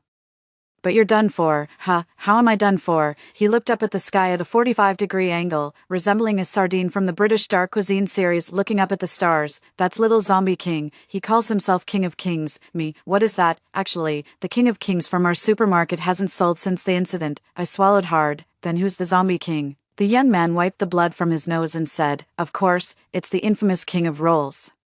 Or Roll King for short." 3. It was truly shocking. Perhaps the zombie virus had invaded his brain, making communication with him extremely slow and difficult. The cool evening breeze brought waves of a heavy, bloodied scent. With a sharp intake of breath, the zombie suddenly turned over, grabbed my shoulder, pinned me against the door with his other hand gripping my wrist, pressing me firmly. His pupils were slightly unfocused, and because the whites of his eyes were more visible, his entire expression was contorted in a grimace. A sense of manic restlessness assaulted me. Panic set in. "Damn, I forgot you were also zombie blind." As I spoke, I struggled frantically, kicking at his shin, but it was futile. It seemed like he was driven by an uncontrollable impulse raging within him, swelling through every muscle and vein, growing stronger and more chaotic until his body could barely withstand it. The grip on my wrist tightened. I felt it might crush. He lowered his head, seemingly about to bite my neck. I turned my head, shouting angrily, "Just end it quickly. If I turn into a zombie, I'll work you all to death. I'm like a tissue in a washing machine. Once I'm in, no one's getting out unscathed." My threatening words seemed to have no effect. Just as I was about to give up completely, he suddenly let go. Then, he laughed. The sharpness in his eyes faded, and he said lightly, "Forget it. I was diagnosed with anorexia a long time ago. Just messing with you." With that, he turned and took a few steps away from me, pulling out a cigarette and putting it in his mouth. Right, just holding it, not lighting it. From the side, in the dim night light, there was not only a sense of doom but also a touch of sorrow. I had a feeling that he was about to lose his sanity to some unknown virus, but somehow, he regained his composure. Seeing him looking rather pitiful, I offered my hand. "Here, bite me. I'm not afraid of the pain." He looked at me disdainfully. "No. I only bite sweet girls, not tough ones." Me, even now, he's picky. No wonder he's anorexic. The zombie guy, Jasper, indeed talks about a so-called zombie king named Wanwang. It is said that where Wanwang marches, no grass grows. But, while other zombies twist themselves into pretzels striving for achievements, Jasper lies down straightforwardly and neatly. "Aren't you going to fight for crystal cores?" I asked. "No, it's tiring." He tossed the cigarette away, inhaling the bloody scent brought by the evening breeze. "The world's way is such. Long unity must divide, long division must unite, just as long calm must lead to strife, and long strife must lead to calm." Although I wasn't entirely convinced, it seemed to make sense. Wait, how could I let his negativity affect me? I pointed at him, annoyed. "I think your brain's not working right. That's why you're so down." He pondered. "Right, they all say my brain isn't fully developed, and my cerebellum isn't developed at all." Me, "Fine, what's the point in arguing with someone who mocks himself?" A rustling sound started up in the back alley, and I quickly pulled him into my department store, reinforcing several locks. But the thing outside began to scratch at the door, its sharp nails on the metal gate creating a piercing sound that almost burst our eardrums. My heart involuntarily twisted in pain, but all I could do was watch the door warily, ready to take action if something non-human burst in. Every night was like this, under immense mental strain. I started to look haggard. Noticing my somber expression, he clumsily grabbed a Budweiser from the disheveled shelf and handed it to me. I shook my head. "Work is depressing enough. I don't want to get drunk." Jasper paused, a bit stunned. "You're not going to live much longer." I choked back a response. "I meant my job is really stressful." He shot back. "You're picking up trash at a construction site." Irritated, I smacked him on the head. "Can't you use your brain a bit?" Rubbing his head, he retorted. "You want it to crack open. Are you the master of mishearing? The zombie virus must be affecting your hearing." Case closed. It was only around midnight that the sharp and hostile voice finally disappeared. Perhaps the noise I made taking out the trash this time attracted some ill-intentioned people and things. Moreover, I realized Jasper was weaker than I thought. He was practically in a state of not eating, drinking, or resting. To put it nicely, he was completely letting go. To put it harshly, he was just waiting for death. But waiting for death is easy to understand, after all. What's the use of holding on if you've already become a zombie? I nudged Jasper, who was lying on a lounge chair. Why are you so down? Did something happen to you? He looked up at me with tired eyes. No, it's just that I don't think this world is worth it anymore. You've been listening to too much depressing music, I wondered, thinking he was just being a peculiar intellectual. He didn't reply, falling back into a silent, lifeless slump. The next morning, I checked the supplies in the supermarket and noticed we were clearly running out of purified water. I sighed quietly, took my phone, which had no signal, and found the address to tell Jasper, I'm going to the coastal base. At the mention of coastal base, Jasper's dim expression suddenly reignited. I always thought the virus was gradually taking control over his body, but I didn't expect his eyes could still open so wide. If he were normal, he'd be quite the handsome guy with those sparkling eyes. He slowly stood up, his speech frustratingly slow. Why, do you want to go there? I began packing, because I want to survive, and my fiancé is there. It had been 2 months without any news from my fiancé, Jeremy, and I was really worried. Before the slow-speaking Jasper could even ask why, I had already started explaining. When the military truck left the city, there was only one spot left, which he gave to a girl who had just awakened her powers. If it weren't for this incident, we would be having our wedding soon. He promised he would come back to me safely. I understand that in this apocalypse, those with special abilities are often the first to be protected. Jasper's eyes twitched slowly. You actually, really, believed him. 7 years ago, when I was a freshman, Jeremy was the senior who helped me with my luggage. He was outstanding and always seemed a bit aloof, but I had the advantage of proximity and pursued him for a semester, successfully winning him over. Because Jeremy was so outstanding, I endured quite a bit of gossip during our college years. It was mostly about how I didn't deserve him, and he deserved better. He never publicly clarified those rumors, and I pretended not to care. We made it through these 7 years quite smoothly. We've been together nearly 7 years. I lifted my eyelids, stuffing dry food into my bag. I have no reason not to trust him. Jasper's tone was calm but piercing. Don't test human nature. It's actually the most fragile thing. Regardless, I had to go. I was wondering whether to take this half-dead zombie with me. Are we friends? He seemed a bit confused, perhaps thinking slowly, and after a while, he nodded. With nothing to lose, I grabbed his bony hand. Then come with me. He immediately shook his head. Then we're not. No. He changed his mind so quickly. Doesn't his conscience hurt? Before I could get angry, Jasper spoke slowly again. Don't hold friendship or other relationships too high, as they can easily break. Allow some utilitarian relationships to exist. I knew there was a deeper meaning to his words, but I deliberately chose not to ponder it. No, if you come with me in your current state, you won't survive more than half a month. Yet, he remained stubborn and lay back down. Irritated, I grabbed him and pulled him up. That was too forceful, and I accidentally pulled his arm off. I was stunned. I'm so sorry. Having been around this zombie for too long, even my speech had become clumsy. Jasper slowly turned his head to look at his arm, a rare expression of bewilderment appearing on his typically indifferent face. Well, I was just as bewildered. I tentatively asked, Does it hurt a lot? He shook his head. I'm already dead, not made of flesh anymore. I poked his arm, which felt like dried meat hanging in the air, as if it could blow away with the wind at any moment. His arm dangled lifelessly from the elbow down to the hand. Without his long-sleeved shirt, it seemed it might fall off at any moment. It's more than just dislocated. Jasper pointed to the bandages in his bag, then deftly bandaged his wound and reattached his arm himself. I chuckled as I rummaged through his crossbody bag. Aren't you supposed to be giving up? Why are you still carrying these medical supplies? His movements were slow, and his response was delayed. I grabbed them randomly while fleeing. This whole ordeal seemed to have drained all his energy, making him appear even more dispirited. Feeling pity, I suggested, Let's leave this place. I'll go find you some plasma. Jasper's deep eyes closed, and he leaned tiredly against the wall. Tomorrow, I countered. Tomorrow and tomorrow and tomorrow. There's always another tomorrow.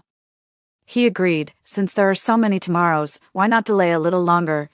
I said, pointing at him, my hand trembling. How terrible, truly despicable. This zombie guy wasn't just dispirited, he also procrastinated. Since that's the case, he couldn't blame me. After loading all the escape supplies into the car, I went to the warehouse to look for the usual small cart used for unloading goods. Surveying the warehouse, dust covered the abandoned tools and trash, and the shelves for goods were much emptier. With food and pure water nearly depleted, however, managing to survive until today was already a stroke of incredible luck. The small cart was carelessly stuffed in a corner with several dead cockroaches lying on it. I stood near Jasper, gripping the handle of the small cart and looking at him with ill intentions. If only I had trained my muscles to be as strong as a steel Barbie, I wouldn't have to resort to such mean tricks. Jasper finally managed to stand up with the support of the wall. And his face changed when he saw my smile. What do you want to do? What do I want to do? Of course, I want to run you over. Jasper clearly wanted to escape, but he was too slow. I pushed the small cart and hit his knees, scooping him up entirely. Just as I expected, he lost his balance and fell onto my cart, his expression instantly turning from despondent to horrified. Cough, the action was too smooth, and I could almost hear a crisp crack. But I didn't have time to worry about these details as I pushed him into the car in the basement like unloading goods. Sorry, I was a bit harsh. I smiled casually and tossed his bag into his lap. Jasper's face turned even paler. Laurel, you're ruthless, he roared with emotion. It was the first time I realized that even a dispirited zombie could be so vibrant. I buckled his seatbelt. Thanks for the compliment. Let's leave the city, seeing that he was unresponsive to my gaze. His expression changed several times. What's that look in your eyes? I smiled sheepishly. Nothing. It's just the first time I've seen such an interesting expression on your face, ever since I brought this peculiar zombie home. He had been in a constant state of dispirited despair and a life without desire. In just a few short minutes, Jasper's face displayed a range of expressions, including but not limited to panic, anger, and helplessness. His rapid changes in expression were quite a spectacle. This at least proved that he didn't have a poker face. He was simply numb, slumped in his seat. Jasper said, Laurel, the chances of me biting you to death are very small, but never zero. Oh, his threat was still so mild. I extended my hand toward him. Go ahead, bite, in my next life. I'll try to be reborn as a sweet girl and livestream every day to charm donations out of viewers. He turned his head away. No thanks. Your blood in this life is definitely spicy. Let's talk next life. I scoffed and disdainfully withdrew my hand. After some repairs, I finally managed to restart this old car after 2 months. It wasn't as impressive as the military vehicle Jeremy had when he left, but it was sufficient for now. Jasper adjusted his tone. Are you sure you want to go to that base? I nodded. Yes, but before that, do you know what this crystal clear stuff is? He looked at the shiny object in my hand that I had long ignored. Jeremy had slipped it into my hand during a hug. Before he left, he only left me with 2 words, take care. For 2 months, there had been no word from him, not even a trace. If the light had been better at that time, I might have been able to see whether the emotions deep in his eyes were guilt or evasion. I poured the contents of the bag into my palm. Each transparent crystal was about the size of a thumb, and shaking them produced a crisp clinking sound. Jasper leaned in for a closer look, his brow furrowed. This is a crystal core. This thing is the key to the continued evolution of the zombies, and many superhumans fight over it for survival. How did you get it? He spoke so slowly. My impatient nature almost cured my low blood pressure, but there was no choice. I had picked it up myself, so I had to endure it. Do you have a crystal core? I asked. He pondered, his expression thoughtful. I should have one. Noticing my suspicious gaze, he asked warily, You're not thinking of cracking open my head to check, are you? I knew my smile looked a bit twisted. Yes, I've wanted to slice open your brain for a long time. Jasper covered his head and staggered towards the door, trying to leave. Just kidding. I'm not that grotesque. I tossed the item to Jasper. Jeremy said that if something happened to me one day, this would be very useful. He calmed down. What kind of accident could you have? Besides, you don't have superpowers. If an accident that required this thing ever happened, it would mean you had turned into a zombie. He paused suddenly. A thought crossed my mind. Was it possible that Jeremy never intended to come back for me? In his eyes, I was already a lifeless zombie, indistinguishable from the other walking dead outside, so he left this bag of crystal cores for me, as if leaving it for a soon-to-be zombie. You're right, I said with a bitter smile. I shouldn't expect too much from human nature. Jasper forced a smile. Maybe your fiancé just got held up with something. Forget it. I had come to terms with it over this time. In this chaotic world, as long as order wasn't restored, one could only rely on oneself. After observing for 2 months, most zombies were under the mental control of a zombie king, mostly gathered in the city center. When we left the city, we would take back roads as much as possible. In short, the quieter, the better. I handed the crystal core back to him. You need this bag of crystal cores more than I do. He took it. The crystal core of the minor zombie king is actually inside me. I gasped in surprise. No wonder he still had the energy to mock me today. I don't know. This thing mysteriously entered my body. I think if it weren't for that, I would have completely become one of them by now. It seems there's always a way out. I looked at him, pausing briefly. More like there's always a way out for corpses. As he said this, he casually lifted the sleeve of his hoodie. The livor mortis on his arm had not worsened, and the decay had stopped, although his face remained a deathly pale blue. Previously, I was worried that if the decay continued, this handsome guy would eventually be reduced to just a skeleton. Then, he would truly be a bare-bones handsome guy. Oh, but the bones exposed would be the skull, torso, and limbs. As we left the city, Jasper's expression seemed quite grave. The landscape outside the window receded, the road lacked moonlight, and the shadows of the trees danced like specters. I caught a glimpse of him from the corner of my eye. Why the tragic look? He was somewhat speechless. I'm wondering if your car can make it to the base, I scoffed. Are you kidding? This is a legendary domestic car. Its power is mysterious, rising to the challenge when needed. Jasper's expression stiffened. But he eventually remained silent. I quietly cracked open the window. Normally, the food stalls would be opening about now, but now, there was only silence, utterly lifeless. At the beginning of last month, there was a severe drought followed by a massive forest fire, and just a couple of days ago, we experienced a Category 8 typhoon. Now the small town was in ruins.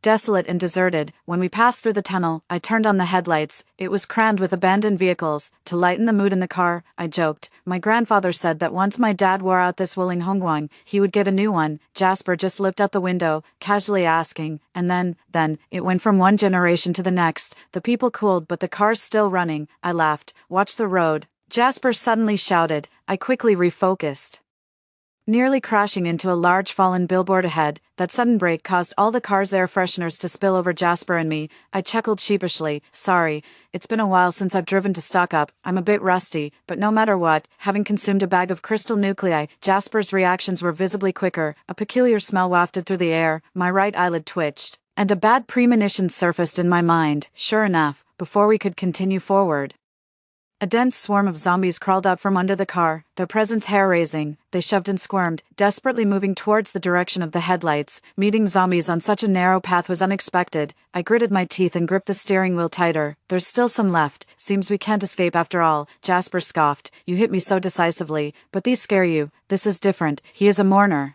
And these are zombies.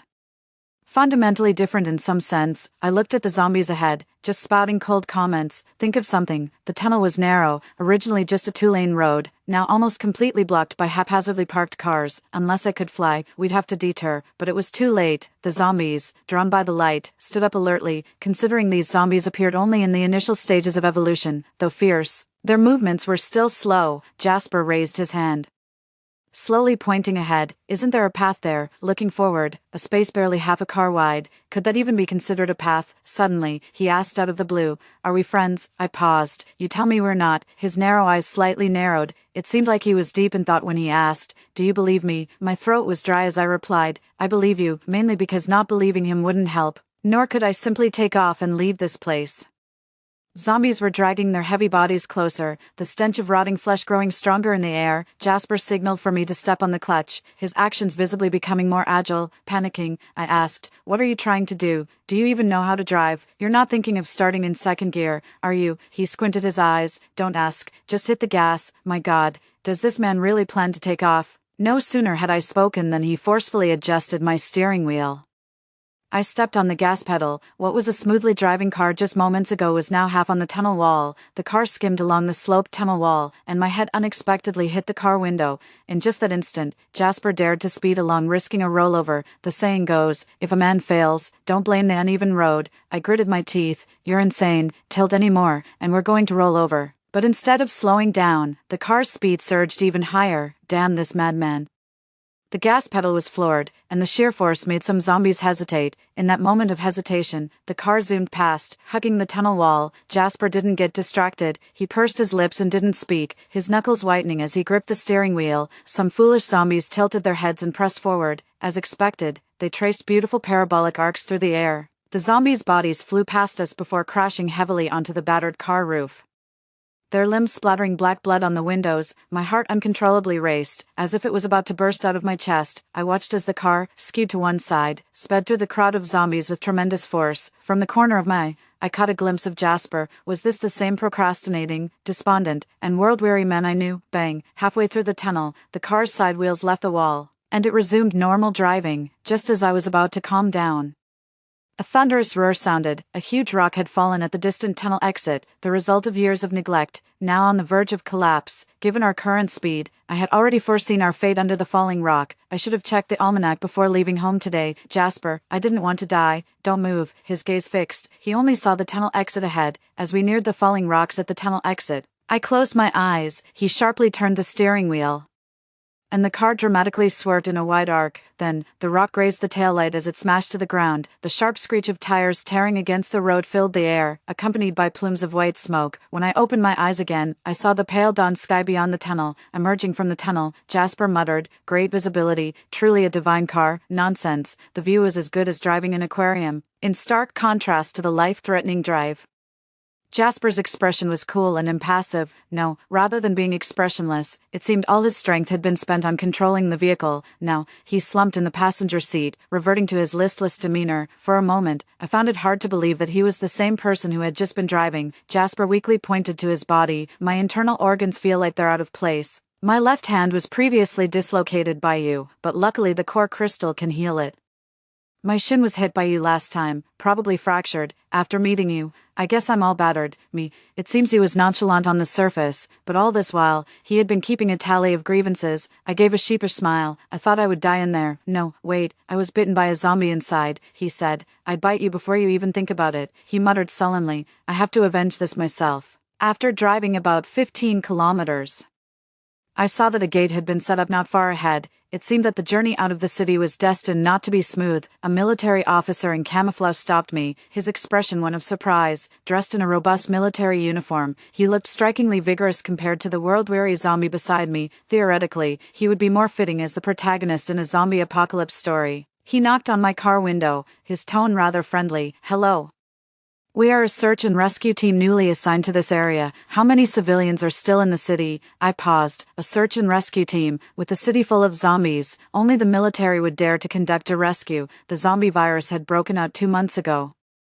Being a small town, we were initially overlooked. Now, it was probably too late. I casually tossed a blanket to Jasper and rolled down the window. "I've been hiding at home for a long time and am not familiar with the surroundings anymore." Perhaps the strong scent of car air freshener masked the smell of decay, as the captain only took a half step back. "Since you're leaving the city, let us check," he said. My heart trembled. The real zombie was right next to me. But staying still would seem more suspicious. I got out of the car and opened the trunk, casually mentioning to him, "My fiancé is ill. Could you be a little gentler?" The captain's gaze fell on Jasper, who sat motionless in the passenger seat, looking quite strange with his messy, fluffy hair, a battered white hoodie, and torn work pants, reminiscent of a battle-worn Jasper. I quickly added, "My fiancé usually likes extreme styles. And now he's seriously ill, which is very troublesome." As I spoke, I opened the car door wide but tried to block his bruised, purplish face. The officer stood by the trunk, watching from a distance, but then Jasper's hand twitched unnaturally. I panicked and hugged him as if devastated. "You dead man, hold on, how can I live without you?" Jasper silently opened his eyes and whispered, "My dear fiancé, if you have any conscience left, stop twisting my right hand." I quietly put him back and closed the car door. The captain clearly saw Jasper's lifeless, barely breathing face and glanced at me sympathetically. "You can go. There are doctors at the base. Maybe they can still save him," he said, then pointed out a few cleared routes. As I got into the car, I noticed him touching the equipment at his waist cautiously. He smiled at me. "Don't worry. I just felt the approach of zombies. In these special times, bullets are meant for zombies, not our own people." He then flashed a broad, white smile. I felt a warmth in my heart, but considering there was still a zombie in the car, I couldn't be too openly grateful. Before we left, an alarm suddenly sounded at the gate. Looking back, I saw hordes of zombies limping and shuffling down the streets, a bustling crowd in the square. A long-missed wave of zombies. "Move quickly. The Zombie King is directing a large group of zombies here," someone urged me, as I noticed many weapons that I had only seen in military parades before. The Zombie King. Could it be the legendary King of the Rollers? Looking back, the leading zombie's gaze was already fixed on us. Its bloodthirsty desire split its pale, rotting face into a terrifying smile. Jasper gave a self-deprecating laugh. "Yes, they're coming for us." I incredulously withdrew my gaze. He continued to explain, "There's a sense among our kind. We previously took the crystal core from a lesser zombie king. It was inevitable that I would become entangled in this struggle. I was dragged into this against my will. Something still didn't feel right. Why didn't I sense anything the past 2 days?" Jasper coughed lightly. "Because your supermarket is in a remote location, beyond the range of perception." Should I be thanking the supermarket's location then? I dared not dwell on it any longer. Instead, I floored the accelerator, rushing towards the coastal base that offered me some hope. Behind me was a desolate and brutal battle.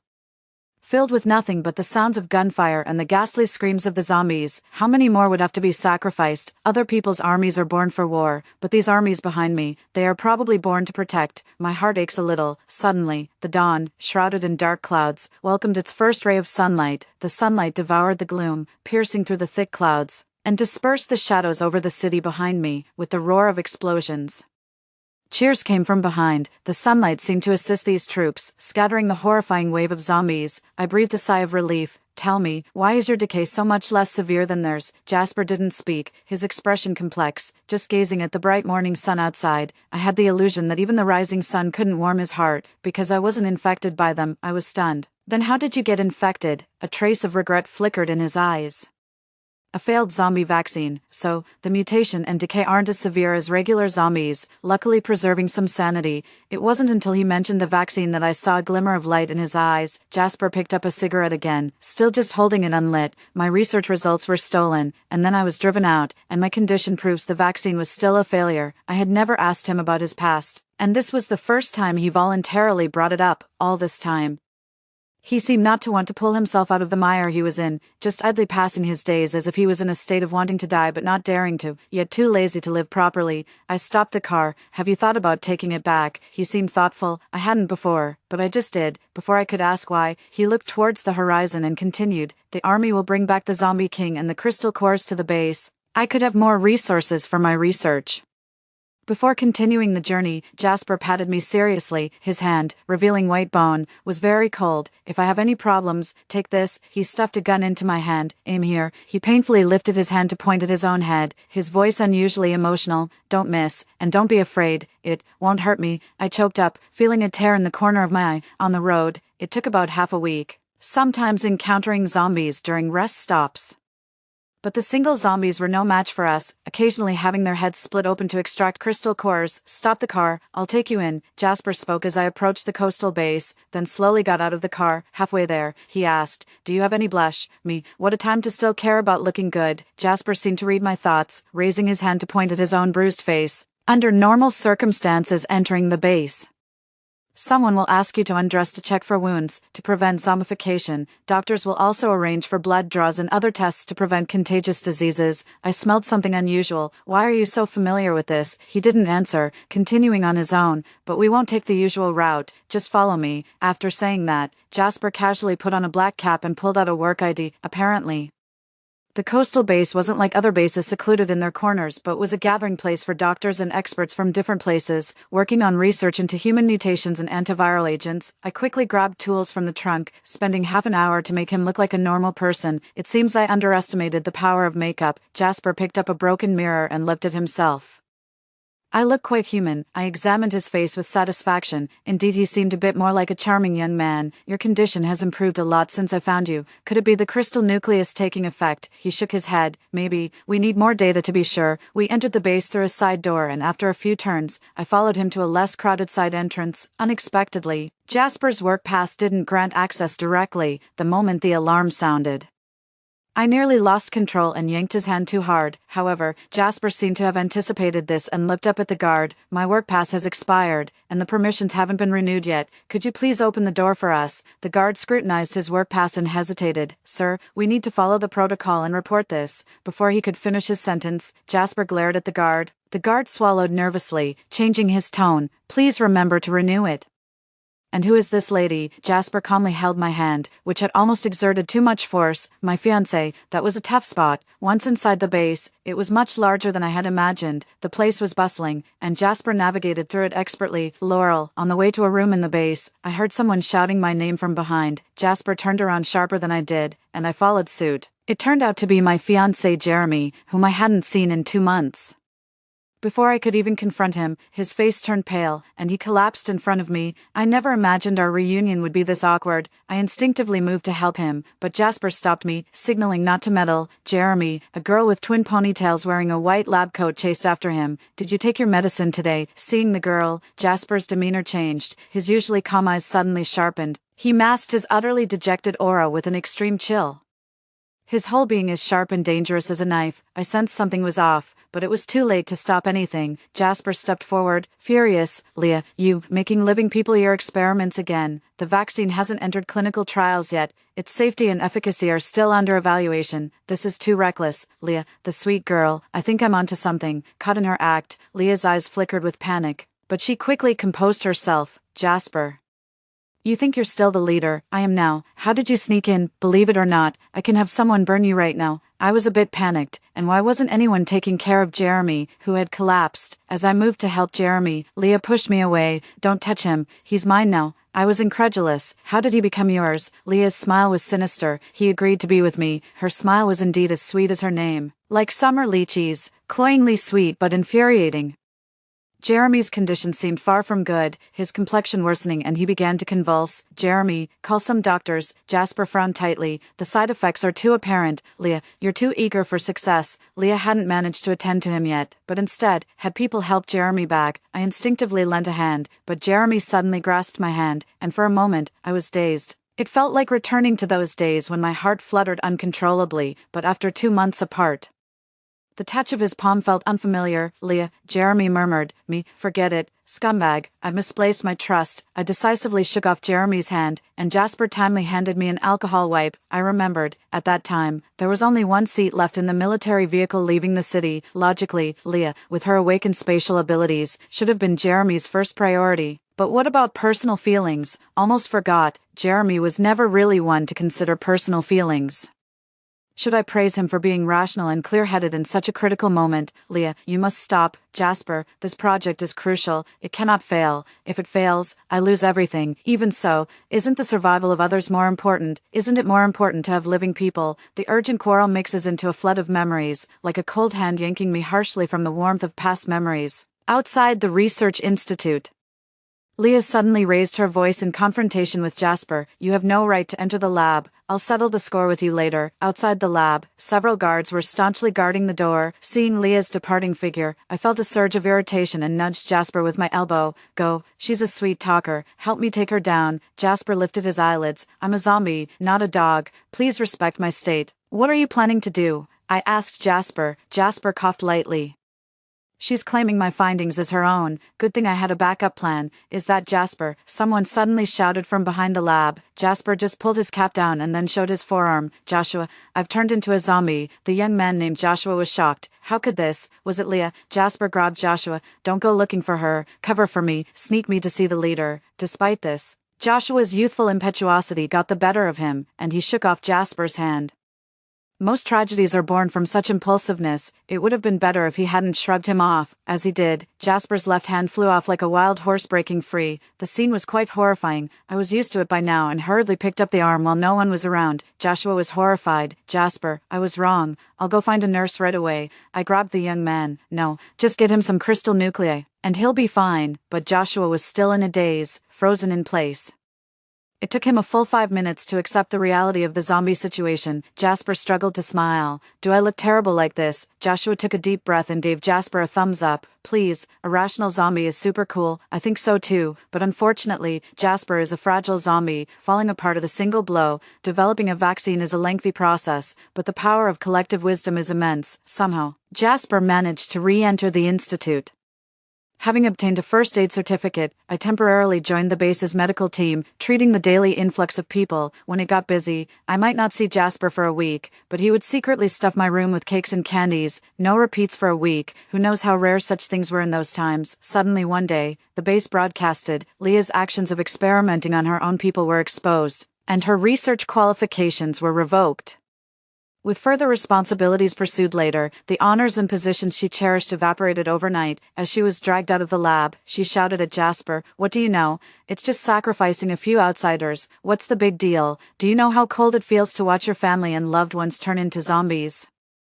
I don't know. When Jasper stood in front of me, blocking my view, I smiled bitterly. No matter how cold Leah's heart is, she can't warm herself with others' blood. He shifted awkwardly to the right, starting to change the subject. I heard you've got the entire first aid team rolled up. The team next door can't match your pace. You must be exhausted. I have some chocolate hidden away. Would you like some? I didn't respond, instead turning to ask, "Where's Jeremy?"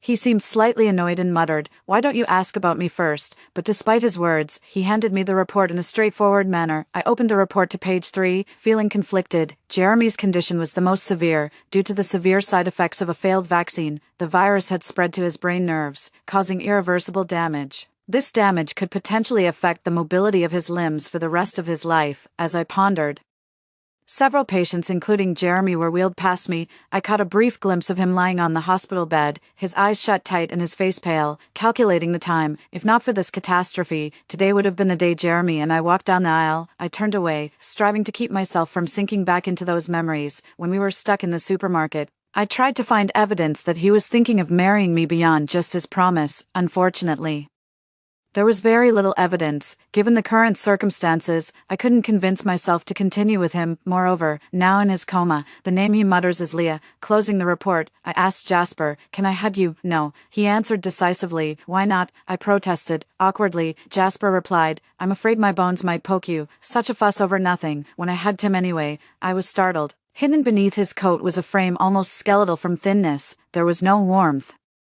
no fleshiness, just rigid bones. This must be, I thought, what they call a hard bone. Without a mask to cover his face, his complexion might resemble someone in a coffin. He looks nothing like the Jasper I first met. If he had been like this when he first appeared at my door, I probably wouldn't have taken him in. Before returning to the research institute, Jasper handed me a piece of candy. "Take care." I clenched my teeth. "Don't say those words to me." The last person who said that to me is still lying in the emergency room. After more than half a year, the first generation of antiviral agents was released. Ignoring everyone's objections, Jasper was among the first volunteers to receive the injection. Before the injection, he specifically asked me, "If I lose my mind, do you know what to do?" I nodded. "Yes, I'll arrange a grand funeral for your ashes." He choked up. Unable to speak for a while, I stayed with him in the room all night, and was startled awake by his turning over in the middle of the night. It wasn't that I was afraid he'd turn into a zombie and bite me, but rather that he might just stop breathing. In the dim light beside the bed, I seemed to see his complexion gradually becoming rosy, the ghastly pallor disappearing, replaced by a living body with calm veins, and a strong, rapid heartbeat. All signs indicated that he was back to normal. I was so excited that I couldn't sleep for the rest of the night and ate 2 bags of energy bars by his bedside. Halfway through, I went out to get a cup of water. When I returned to the room, the person on the bed was gone, and the half-eaten energy bar beside the bed was also missing. Did I encounter a ghost? Suddenly, a chill at my neck. I felt someone's teeth near my carotid artery. I turned my head slowly and smiled. "Jasper, dare you bite me? I'll crack your skull open." Before I could make a move, someone leaned their head on my shoulder from behind. He wrapped his arms around me from behind, clinging to me like a drowning person grasping desperately at a broken mast. Merging himself with me, I paused my hand, which was about to knock on his head, freezing it midair, and then slowly rested it on top of his hair. My palm felt the normal warmth of his body again. After a while, Jasper finally spoke with a smile. "Aren't you afraid I'm still a zombie?" I teased him.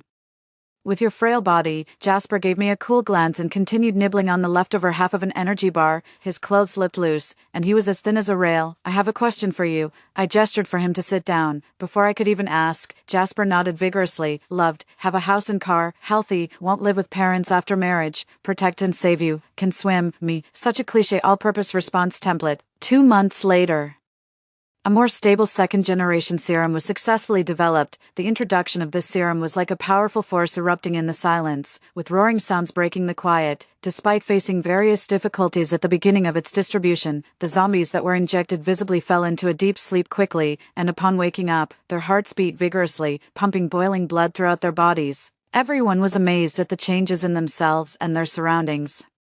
Covered in wounds, homes in ruins, the future uncertain, but fortunately, we were still alive. As long as we're alive, there's hope. Search and rescue teams gradually spread through the streets, looking for survivors and treating the injured. The public health system was gradually restored, and the judicial system began to operate again. Robbers who took advantage of the chaos were caught, and the overflow of guns and weapons was completely cleared. The chaotic order seemed to become orderly overnight. Perhaps this is the power of concentrating efforts on significant tasks. I was drifting around a corner in a Wollongong when I accidentally turned on the radio news. Our country leads the world in developing an antiviral serum, with the number of foreign aids and exports exceeding the total of other countries, showcasing the stature of a great nation. A year ago, the disaster seemed to trample human civilization underfoot. and almost everyone thought it was the end of mankind, but as the saying goes, the anthem of humanity is the anthem of courage, the greatness of humanity is the greatness of courage. Hearing this, I rolled down the window. People outside were crying, laughing, silent, or noisy. For the first time, I felt the vividness of life. Everyone believed that as long as we were alive, there would definitely come a day when we could fully rebuild after the disaster. What doesn't kill us will ultimately make us stronger. Under the setting sun, a thin figure stood in front of my family's supermarket, holding a few cans of beer. I almost couldn't stop the car, but the figure didn't move, as if certain I wouldn't hit him. In the past, I would have definitely gotten out of the car to confront someone trying to scam me. Jasper stood still. Tonight, I won't fall unless Mount Lau falls. I won't drift unless the snow drifts, I teased him. So, you've come back to slack off. He sat at my doorstep. The reason I'm lying low is not to be swept up by the so-called success culture, but to make my efforts stand out a bit. All right, whatever you say is always right. I opened a beer, looking at his frail frame that seemed it could be blown over by the wind, and asked curiously, what was with your anorexia before? He shrugged indifferently, work stress, mild depression, excessive dieting and refusal to eat, so things went south. I had originally planned to take some time off to rest, but unexpectedly I turned into a zombie, so I just decided to go all out. I didn't realize until I started, but it turns out I was a big shot in my past life, and now I can't wait to do it every day. I took a swig of beer, slightly tipsy, and asked, so, how long are you planning to stay this time? Jasper pointed across the street. I'm not leaving. I've already booked a plot of land nearby to build a 3-story supermarket and compete with your business. Well, here comes someone to disrupt the market and steal my livelihood, I scoffed. Compete with me? I'll crush you. 20. The town has been undergoing reconstruction recently, and I ran into that military officer who had stopped my car. As he passed by the supermarket to buy some water, he asked me cheerily, "Where's your fiancé?" I paused for a long while before shaking my head. I don't have a fiancé anymore. The officer was taken aback, then patted my shoulder sympathetically. Condolences. Before his hand even moved away, Jasper suddenly burst in, Laurel, you ruthless person, how could you start a price war behind my back? And the end times have arrived, and I've been struggling to survive. Who would have thought that the zombie king would fall hopelessly in love with me after catching a case of love sickness? Every day when I opened the door, he would pleasingly bring me fresh food, that is, until he read a book titled The Merchant's Principles. Suddenly, the food came with a price, a hug for a sausage, a kiss for a bag of bread. He proposed. Nervous, I asked, what about hot pot? The zombie king chuckled and gestured for me to come closer. That's a bit more expensive. Come here, and I'll explain slowly. On the 12th day of the zombie virus outbreak, communications failed. Water and power were cut off, and the city fell into a standstill. I sighed looking at the barren green basket. Everything edible in the house was consumed. Even the corn kernels inside the pillow were boiled into porridge. But eventually, I was running out of supplies. Starvation seemed inevitable if I stayed home. If you can't beat them, join them. My gaze suddenly became resolute. I decisively tipped down the peephole from the door and stuck my finger out. Dear zombies, please bite gently. I was like an old man fishing. After a 2-hour bitter wait, the bait was still intact. I was furious. I flung the door open and yelled outside, "What are you waiting for? Come and bite me." The response was silence. What's going on? Have the zombies disappeared? I ventured outside bravely. As I turned, I faced a pale, handsome face right behind the door. That handsome man, no, that handsome zombie was staring straight at me. A strange smile on his lips as if he'd been waiting for the moment I would step out. So cunning. Could you bite lightly? I'm quite afraid of pain. The zombie kept smiling. Just as I was about to offer my arm, I was pushed aside. Sister, let me go first. My boyfriend has turned. I need to be with him. I was shocked. People were actually fighting over this. Upon a closer look, oh, it's her. No wonder. My neighbor, who on average seeks love-related death thrice a month, causing unrest among the residents. A true love brain. Go ahead, then. I stepped back. I watched as the girl rushed towards the zombie, then her head was bitten off in one go, blood splattering everywhere. Is she dead for good now? Can she still turn into a zombie? The scenes that followed, I prefer not to recall. It turns out Plants vs. Zombies was actually a documentary. These things really will eat your brain. I wanted to run, but my feet felt nailed to the ground. The handsome zombie licked the blood from his lips, dropped the girl's mutilated body, and his cold gaze turned to me. I shivered. Brother, I just remembered there's something at home. Maybe we can do this another time. He stepped toward me. I'll eat more walnuts to improve my brain and come back to you. How's that? He kept walking. All right, then make it quick. Don't make it too painful for me. Alas, what a mess. I wasn't turned into a zombie, but I was about to become a dead body. Resigned, I closed my eyes. But the expected pain never came. When I opened my eyes, The zombie stood before me, an odd expression on its face. Its dull, gray eyes surveyed me from head to toe, and, strangely enough, a hint of blush tinted its pale, ashen face. I was utterly confused. Hey, bro, did you overeat just now? The zombie remained silent, the blush on its face deepening. Its gaze darted around, avoiding mine at all costs. What was going on? Was there something toxic about that girl's brain? If not now, then when? It was time to run. I dashed towards the door.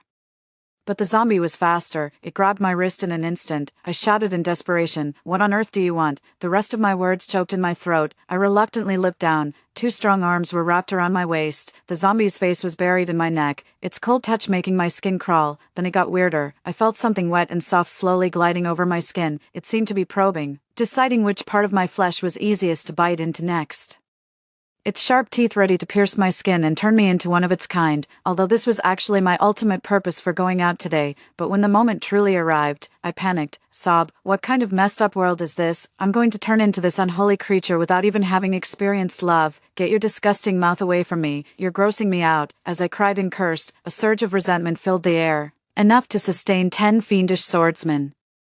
The instigator seemed panicked too. He moved in front of me, clumsily wiping my tears, his face filled with worry and confusion. His lips moved, barely forming the words, "Don't cry, this thing could talk." A thought flashed through my mind. Humanity is doomed. For, back at home, I leaned against the door and heaved a deep sigh. Just moments ago, while the handsome zombie was wiping my tears, another muscular zombie suddenly leaped out from behind me. It moved with incredible speed, appearing right before me in the blink of an eye. Just as I was about to have my head blown off, the handsome zombie reached out an arm to block the gaping maw. The sound of teeth-piercing flesh was horrifying. Then the two zombies tangled in a deadly brawl. Their inhuman speed and lethal moves were beyond merely bloody. Although I didn't understand why the handsome zombie wanted to save me, I seized the rare opportunity. I scrambled back to my home as fast as I could. I'm a person who doesn't worry too much. I was soon fast asleep in bed, even dreaming of someone I hadn't thought of in a long time. The face of that person merged with the handsome zombies in my dream, becoming one and the same. But upon waking, I tried hard to remember the dream, but couldn't recall it at all. My memory seems to worsen by the day. Now the room was pitch dark. I pressed my incredibly flat stomach. I was so hungry. I really craved hot pot. Just then, a soft series of knocks came at the door, faint and pitiful. I cautiously picked up a baseball bat from beside the wall. "Who's there?" The person outside didn't speak but pushed something through the damaged peephole. Upon closer inspection, damn, it was a sausage. Rescue must have arrived. I excitedly flung open the door and embraced the visitor. "You've finally come." The person in my arms stiffened for a moment, accompanied by a faint smell of blood. That's when I realized something was off. I slowly looked up, and my face fell. Why was it him? The handsome zombie, with a wounded smile, appeasingly handed me a pile of food. "Eat 5. I hesitated briefly but then wolfed down the food decisively. I was just too hungry, but when I looked up again, the handsome zombie had already vanished without a trace. Hey, he was surprisingly sensible. I hurriedly shut the door, fearing that a muscle-bound zombie might appear out of nowhere the next second. I fumbled my way back to the bedroom in the dark. Just as I was about to lie down, something caught my eye moving in the periphery. "Who's there?" Chills ran down my spine. There was someone else in the room besides me. He was sitting on the balcony railing, backlit by the moonlight, his face obscured. "Do you have any food?" Instinctively, I hid the unfinished bread behind me. "No, I don't. It had rained last night, and I forgot to lock the balcony door with a chain." This gave the man an opportunity. He stood up and walked over slowly, and only then did I notice the bloodstains around his mouth and on his collar. I had a feeling it wasn't blood from an animal or a zombie. He had eaten a person. That explained the sounds of chopping and chewing I had been hearing from upstairs the last few days. My poor neighbor must have ended up in this stranger's stomach. "Hand over what you've got," shaking like a leaf. I immediately offered up the bread with both hands. "Is this all you have?" The tall and muscular man weighed the half loaf of bread and clearly wasn't satisfied. "Brother, this is all I have. Please, don't kill me," he sneered. "Not kill you, but this isn't enough to fill me up. In this post-apocalyptic world, without the restraint of law, only the cruelty of human nature remains." I clearly saw the man pull out a dagger from his pocket, its blade gleaming sharply under the moonlight. It turned out he wasn't here for the bread at all, but had made up his mind from the start to kill me and then eat me. Damn it, I never thought that while zombies might offer me food to fill my stomach, it was my own kind who wanted me dead. It couldn't be more disheartening. "Close your eyes, it'll be over soon. It won't hurt." I stiffly twisted a smile. "Thank you, but I'll say the same to you." In the next second, the man was suddenly overturned by a force from behind. Standing there was the handsome zombie who had returned, just moments ago. I had keenly spotted the handsome zombie climbing up my home's balcony drainpipe, and in that instant, I strangely felt safe. I was saved, or so I thought, but things were not that simple. The man was a trained fighter, his moves fierce and cunning, and the handsome zombie, probably injured in a fight with a muscle zombie during the day, moved sluggishly and hesitantly. He was soon at a disadvantage in the fight. More terrifyingly, the man's eyes and skin tone started to change. It was a sign of mutation. It meant he would lose his sense of pain, and his strength and agility would increase. Already formidable as a human, it was hard to imagine how terrifying he would become as a zombie. "Run," the handsome zombie managed to say to me during the fight. He was pushed to the edge of the balcony, his upper body hanging in midair. I really wanted to run, but my feet felt nailed to the floor. Would the handsome zombie be killed? If I ran, he definitely would. With that thought, I quietly picked up the dagger the man had dropped. I rushed behind him and aimed for his heart, but then, it didn't pierce through. The bastard was wearing a stab-proof vest. Damn woman, trying to sneak attack me. Enraged by my action, his eyes turned even grayer. He grabbed me by the collar with one hand and pulled me in front of him, hanging alongside the handsome zombie on the railing. I turned my head and forced out a smile uglier than crying. "Sorry, I couldn't save you. Let's die together, and when we get to hell, I'll treat you to a meal." The handsome zombie half closed his eyes, looking so weak he might die at any moment. "Kiss me for a moment." His barely audible voice pierced through the silent night, almost making me believe I was hallucinating. "What? Kiss me, quickly." The man hadn't completely turned into a zombie yet. His brain hadn't become completely useless. Hearing this, he chuckled. "You're about to die, and you're still showing off your love, treating me like a part of your play. Kiss, kiss, kiss your egg, just go die." After saying that, he released his grip from the handsome zombie's neck and pushed him forcefully. I watched in horror as the handsome zombie uncontrollably fell backwards, forgetting to breathe in my anxiety. "We're on the 8th floor. If he falls, wouldn't he smash into a pulp?" At the critical moment, I clenched my teeth. I hooked the back of the handsome zombie's head and brought my face close to his. The moment our lips touched, I clearly saw the handsome zombie's eyes suddenly widen, his dull eyes lighting up several notches. It was as if he had been charged with electricity. Then, the man was beaten to a pulp. The handsome zombie suddenly hooked his hands on the railing, maintaining an upside-down position, clamped the man's head between his legs, and with a scissor move, he slammed the nearly 200-pound body to the ground. Then he pushed me into the bedroom, without turning his head, and said, "Don't look." He then closed the balcony door, blocking out the sound of teeth tearing, bones breaking, and the man's screams, facing the zombie who saved my life twice. I was extremely grateful. "How should I address you?" The handsome zombie still hadn't recovered from that kiss. He glanced at me briefly, then quickly averted his eyes, his face turning as red as a tomato. "I don't remember." "Then, shall I call you little zombie?" He nodded. He took out several boxes from his pocket and placed them in front of me, all medicines, looking brand new as if they had just been taken off the shelf. I looked at little zombie, puzzled. He explained, "Your body, the smell of blood. You're hurt, take medicine." The smell of blood. He couldn't mean my period, could he? So he left after delivering the food, thinking I was injured, and went to find medicine for me. At first, he was hesitant to fight the man because he was worried about damaging the medicines he carried. After realizing all this, I slumped down. I lay down on the sofa, looking more like a zombie compared to the lively real zombie across from me. "Why did you do this?" I didn't think there was such a thing as a living Leifong among zombies, especially since little zombie had brutally bitten a girl's head off in front of me before. He must have had his reasons. He couldn't be treating me as emergency rations, right? Fatten me up, then serve me braised, steamed, or as sashimi. The more I thought about it, the more panicked I became, breaking out in a cold sweat. Then I heard little zombie say, "Because you are my love." My eyes widened in shock. Oh heavens, being the love of a zombie, I'd rather be killed. I apologize for my recklessness. Being the love of a zombie isn't really great, but it's a different story if it's the zombie king. Yes, little zombie is that 1 in a million zombie king. His scent and blood naturally deter other zombies. A single glance from him can bring a large group to their knees, of course. There are always a few stubborn ones, like the muscular zombie. If zombies could talk, I bet they would shout, "Long live our emperor, forever and ever." And the most important point is, he has intelligence and thoughts, although not very high. That is, it's the 18th day since the zombie virus outbreak. As usual, I opened the bedroom door right after waking up. Immediately, the people outside, or rather, the zombies, handed me some food. "Thank you." I took a bite of the bread and Sure enough, it was the pork floss flavor I loved. The young zombie had a faint smile on his lips. Sunlight streamed in through the window, making his pale, almost translucent skin glow. No need to thank me. It's what I should do. His speech had become smoother recently, and his thoughts more coherent. Every day, he would bring back fresh food and daily necessities, along with some odd trinkets, like yesterday. He mysteriously stuffed a handful of gold and diamonds into my pocket. I couldn't help but laugh and cry. What are you doing bringing these back? The yen zombie smiled shyly. They're shiny and pretty, for you. I was touched as I looked at the yen zombie in front of me. This poor kid, infected by the love brain, he had made so many actions against his instincts. These past few days, I had figured out the unusual behavior of the yen zombie. It must be because of that girl. She was a top-tier love brain, so powerful it even overwhelmed zombies. After the yen zombie ate the love brain, the first person he saw was me, so he automatically treated me as his lover. Men at birth is fundamentally good, their nature's similar, their habits make them different. The sound of reading echoed in the room. After a long while, the zombie put down the book and looked at me earnestly, and I praised him. Well done, here's a hug as a reward. Then I extended my arms and lightly embraced the yen zombie. He blushed with a shy smile. After spending some time together, the yen zombie and I became more familiar with each other. I began to teach him to read and write, trying to educate him with words and awaken the human nature deep within him. At first, the yen zombie was reluctant. He didn't like books and even ripped a few when he was in a bad mood. So, I had to play my trump card. Don't want to learn, huh? Then no hugs. And stay 2 meters away from me every day. That made the yen zombie behave.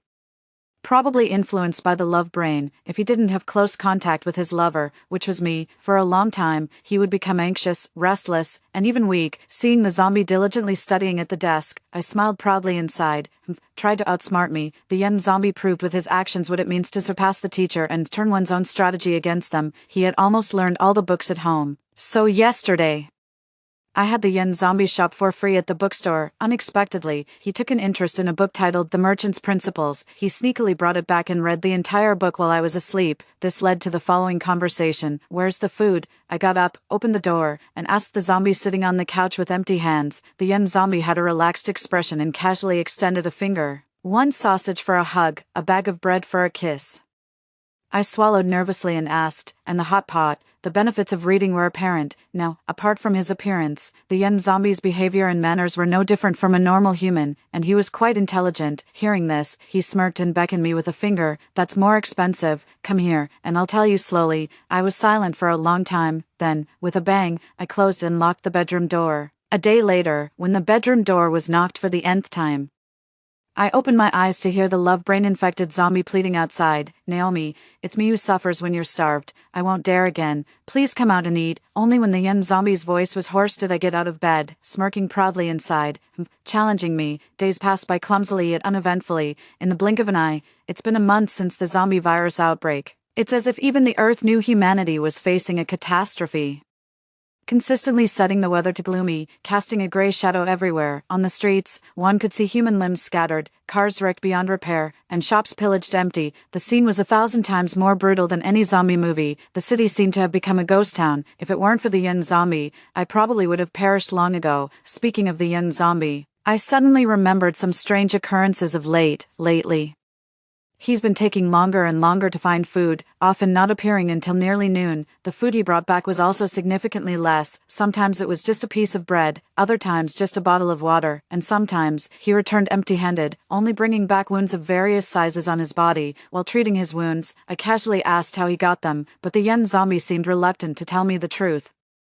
Always beating around the bush with excuses like attacked by a crazed zombie. He was the king of zombies. How could he be attacked by zombies? But I never pressed further. He'd reveal the truth when he could no longer hide it. Persistent questioning was useless. Indeed, until this evening, the yen zombie, missing for the whole day, pushed open the bedroom door and appeared before me. Under my astonished gaze, his knees buckled, and he collapsed to the floor, his arm wounds deep enough to expose bone. He no longer hid the truth but weakly revealed it. I'm sorry, Naomi, I can't find food for you anymore. 4 days ago, a human rescue team arrived in the city. I froze for a second. A wild joy uncontrollably sprouted within me. A human rescue team. Was this catastrophe finally coming to an end? But just as a smile began to form on my lips, the yen zombie continued. At the same time, they are also clearing out zombies. I was stunned. The yen zombie was also a zombie. The yen zombie's injuries were inflicted by humans while he was searching for food for me, and the reason he took longer to find food was that he was avoiding human encirclement. The reason I didn't tell you was to prolong the time I could spend with you, but now, you no longer need me to provide food and protection. They are searching for survivors. And it won't be long before they find this place, Naomi. I've been so happy every minute and every second I've spent with you. I really wish I were a normal person. As I bandaged the young zombie's wounds, he kept talking nonstop. I looked up and traced the contours of the young zombie's face with my gaze, his features sharp and refined, hinting at his vibrant premutation spirit. I couldn't help feeling emotional. Time flies so fast. When I first met the young zombie last month, he was a fierce and violent zombie with low intelligence, only capable of stammering out words one at a time, but who would have thought that now he could even recite Lisa? Where will you go? I asked calmly. The yen zombie hadn't mentioned leaving, but every word hinted at farewell. But where could he go? Humans wouldn't set up a zombie shelter. Once discovered, he would face a barrage of bullets. The yen zombie's eyes dimmed. The books say that humans and zombies are on different paths. My existence is a threat to you, so I plan. I finished his sentence for him. You plan to go and get cleared out, right? The yen zombie hesitated, then nodded hesitantly. I gave a slight smile, remaining silent. After dressing my wound, I sat on the sofa, my head bowed, lost in thought. Suddenly, a shadow fell in front of me. A yen zombie stood before me, slowly crouching down, cradling my face in his hands. I locked eyes with his fervently devout gaze and froze. I watched as he drew closer, and then felt a soft, cool touch on my lips. As our breaths mingled, tears silently fell from one of us, leaving a salty taste. Goodbye, he said. As the zombie's silhouette was about to disappear through the doorway, I called out, zombies indeed need to be eradicated, but you are human, not a zombie. Should you be eradicated too? The yen zombie paused, turning back in surprise. I stared into his eyes, firmly repeating, you are human, not a zombie. Without the yen zombie, I would have starved to death long ago. Even if I hadn't been killed by a man, could I just watch him go to his death now? I couldn't do it, especially since I wasn't wrong. The yen zombie, he truly was human. As far as I know, the current zombie virus, once contracted, is invariably fatal, subsequently allowing the virus to dominate and control the body. But the reason he could become the zombie king was, naturally, due to his extraordinary qualities. The yen zombie didn't die. He not only thought and spoke but also had faint breathing and a heartbeat. Originally, his nature was more inclined towards that of a zombie, slow-thinking and ferociously aggressive. It was that girl's romantic delusions that awakened his humanity, and my interactions with him further sparked his human nature thoroughly. Now, all I needed to do was to make him fully human, a human no one could suspect. Looking in the mirror at the man with dark pupils and rosy skin, the yen zombie awkwardly averted his gaze. Naomi, this feels weird. I straightened his face to make him face the mirror again. It's not weird. This is how you originally looked. Probably because it was his first time wearing contact lenses. The yen zombie reflexively tried to rub his eyes. I stopped him. Don't rub. From now on, you need to wear them every day until the rescuers arrive and you pass through safely. The yen zombie obediently lowered his hands. After tidying up the foundation and blush on the table, another important issue suddenly occurred to me. The yen zombie needed a proper name. Can't you really remember your previous name? The yen zombie frowned in thought for a moment, then uttered a name, Naomi. I couldn't help but laugh and cry. Naomi is my name. I racked my brain for a long time. Then suddenly, a name naturally emerged from my mind. Cain. The yen zombie's eyes lit up. Cain. That sounds good. I managed a weak smile and said no more. The moment I blurted out Cain, it felt extremely natural, as if I had called it out thousands of times before. At the same time, a throbbing pain coursed through my head. It felt as though something was trying to surface, yet I could not recall it, making me want to bang my head against the wall. Never mind, it probably wasn't anything important. I stopped dwelling on it, when the door was knocked. Cain and I, no, Cain, our hearts tightened simultaneously.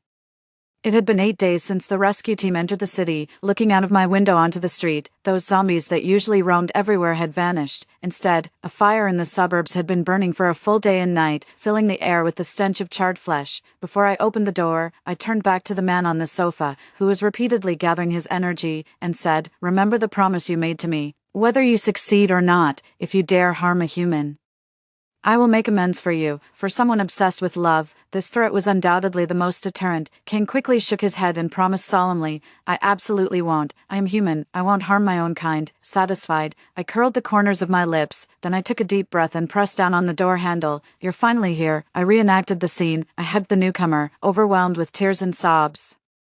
I perfectly portrayed the image of a person who had endured hardships and finally awaited redemption. The rescuer was stunned for a moment before he comfortingly patted my back. "Don't be afraid. the ordeal is over. That's your boyfriend behind you, right? Pack up your things, and come with us to the safe zone. The rescue team had set up the relief center in a sturdy high-rise building. All the survivors were inside. When I stepped in and saw the scene inside, my soul was deeply shaken. Why?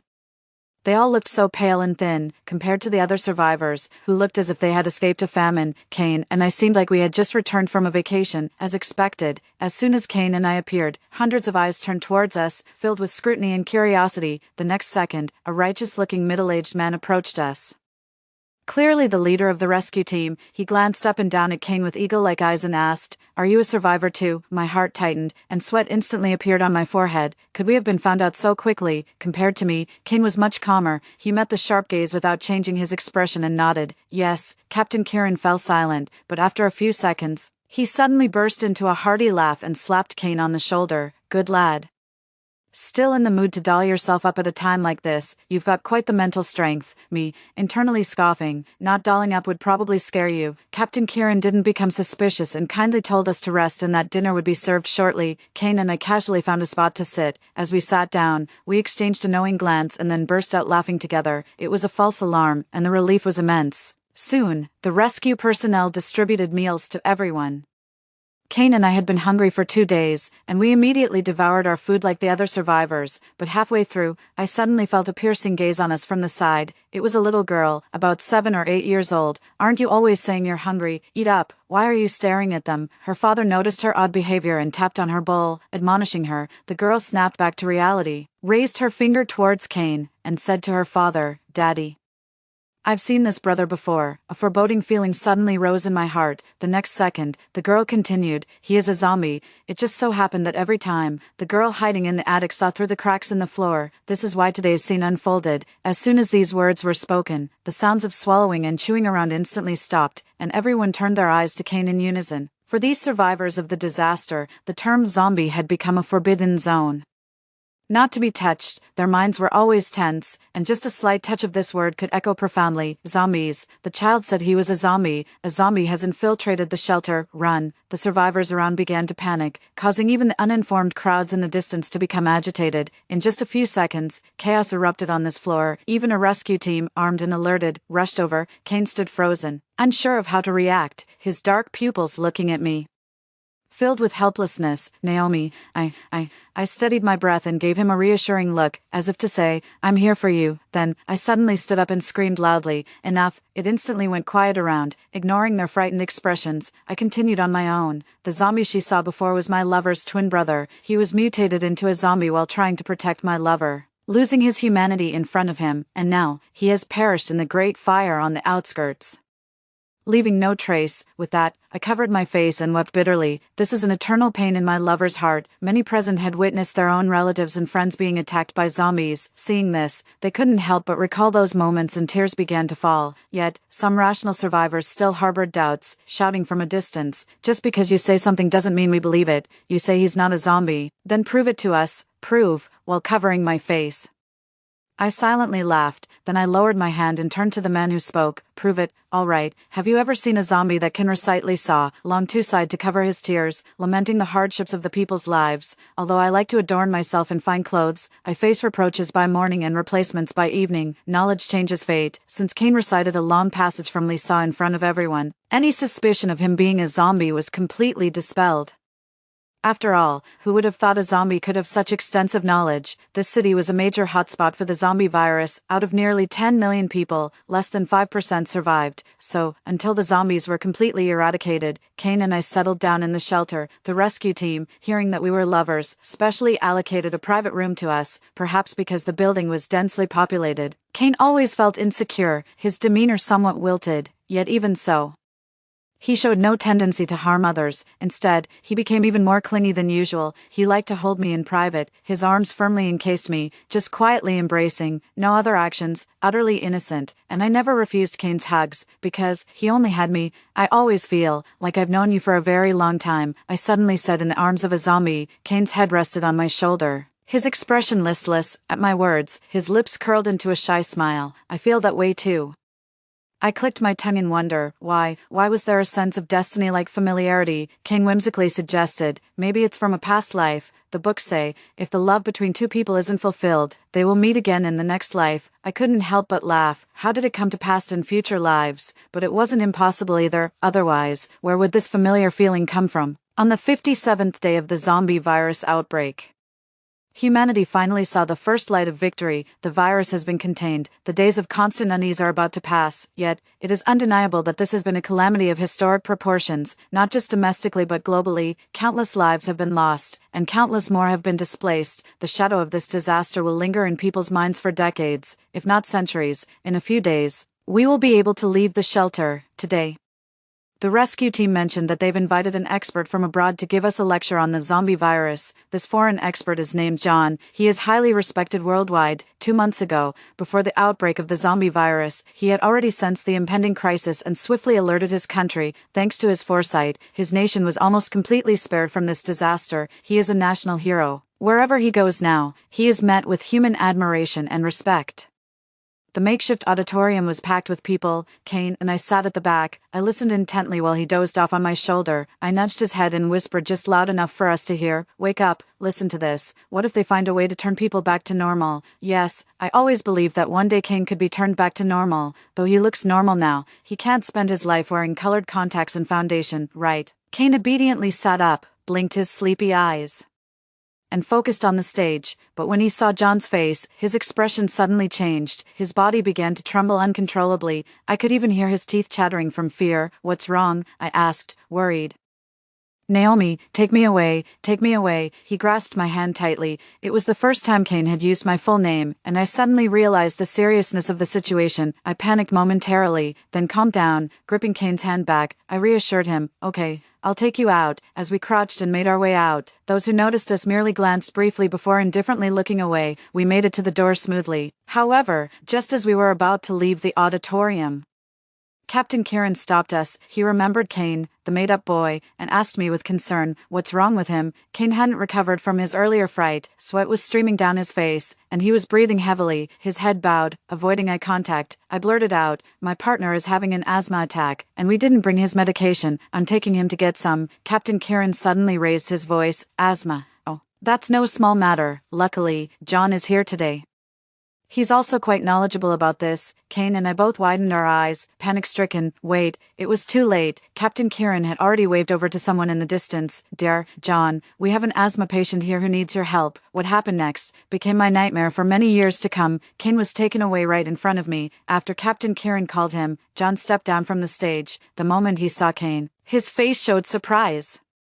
And then he couldn't help but laugh. With the demeanor of a savior, he spoke in fluent Chinese. Captain Kieran, you've actually let a zombie slip into the shelter. That's quite an oversight. His voice was loud enough for everyone to hear clearly. For a moment, the air was so still you could hear a pin drop. Don't talk nonsense. Who's a zombie? I retorted, feigning composure. John's gaze shifted to me, and again he looked astonished. You remember, what are you thinking of? I positioned myself in front of Kane, watching John warily. John's skeptical gaze lingered on my face for a moment before he suddenly shook his head with a smile. It's nothing. Your lover is a zombie. You probably don't know. Do you? Move aside, or he will hurt you. Listen, hand him over to us. I repeated again. He is not a zombie. A voice in my heart kept telling me, I must not hand Kane over to them. Absolutely not. At this moment, Kane was staring at John intently, his teeth clenched, his eyes filled with bloodshot, as if suppressing a raging murderous intent. Sweat trickled down his forehead, blurring his foundation, and revealing a patch of eerily pale skin. John noticed it keenly and smiled even more. He whispered something to Captain Kieran. After hearing it, Captain Kieran turned to look at Kane and his eyes widened in shock. Then, Kane was taken away. Captain Kieran said that Kane was the only one who had been infected with the zombie virus and had not died. Dear John, with a kind heart, did not have Kane cleaned up but instead took him back, trying to find a way to turn him back into a human. This act elevated his image greatly in the eyes of the world. Many countries made statues of him, placed in halls of greats, proclaiming him as the savior of humanity, and at that time, I was confronting John at the experimental base he had set up in the country. Are you saving him or are you torturing him? I grabbed John's collar and screamed like a madwoman. Through the glass window of the adjacent lab, one could clearly see a withered zombie lying there. His limbs were not restrained, yet even so, he no longer had the strength to resist or flee. In just a few days, John had tortured Kane to nothing but skin and bones. Kane lay there weakly, his half-closed gray eyes lifelessly staring at the ceiling, making it hard to tell if he was still alive. Looking at that figure, my heart was in agony, tears falling like broken strings of beads. Little zombie. Kane, John pushed me away, straightened his collar, and said nonchalantly, "He's a zombie, what does it matter if he's dead?" But when he brought back Kane, he clearly said it was to find a treatment for Kane. My eyes were filled with fury. He is a person. He is a person. No, he is a zombie. The world's firstborn zombie. I was stunned. How do you know? A ridiculous suspicion flickered in my mind. At the same time, my head began to ache again, as if being gnawed by tens of thousands of ants.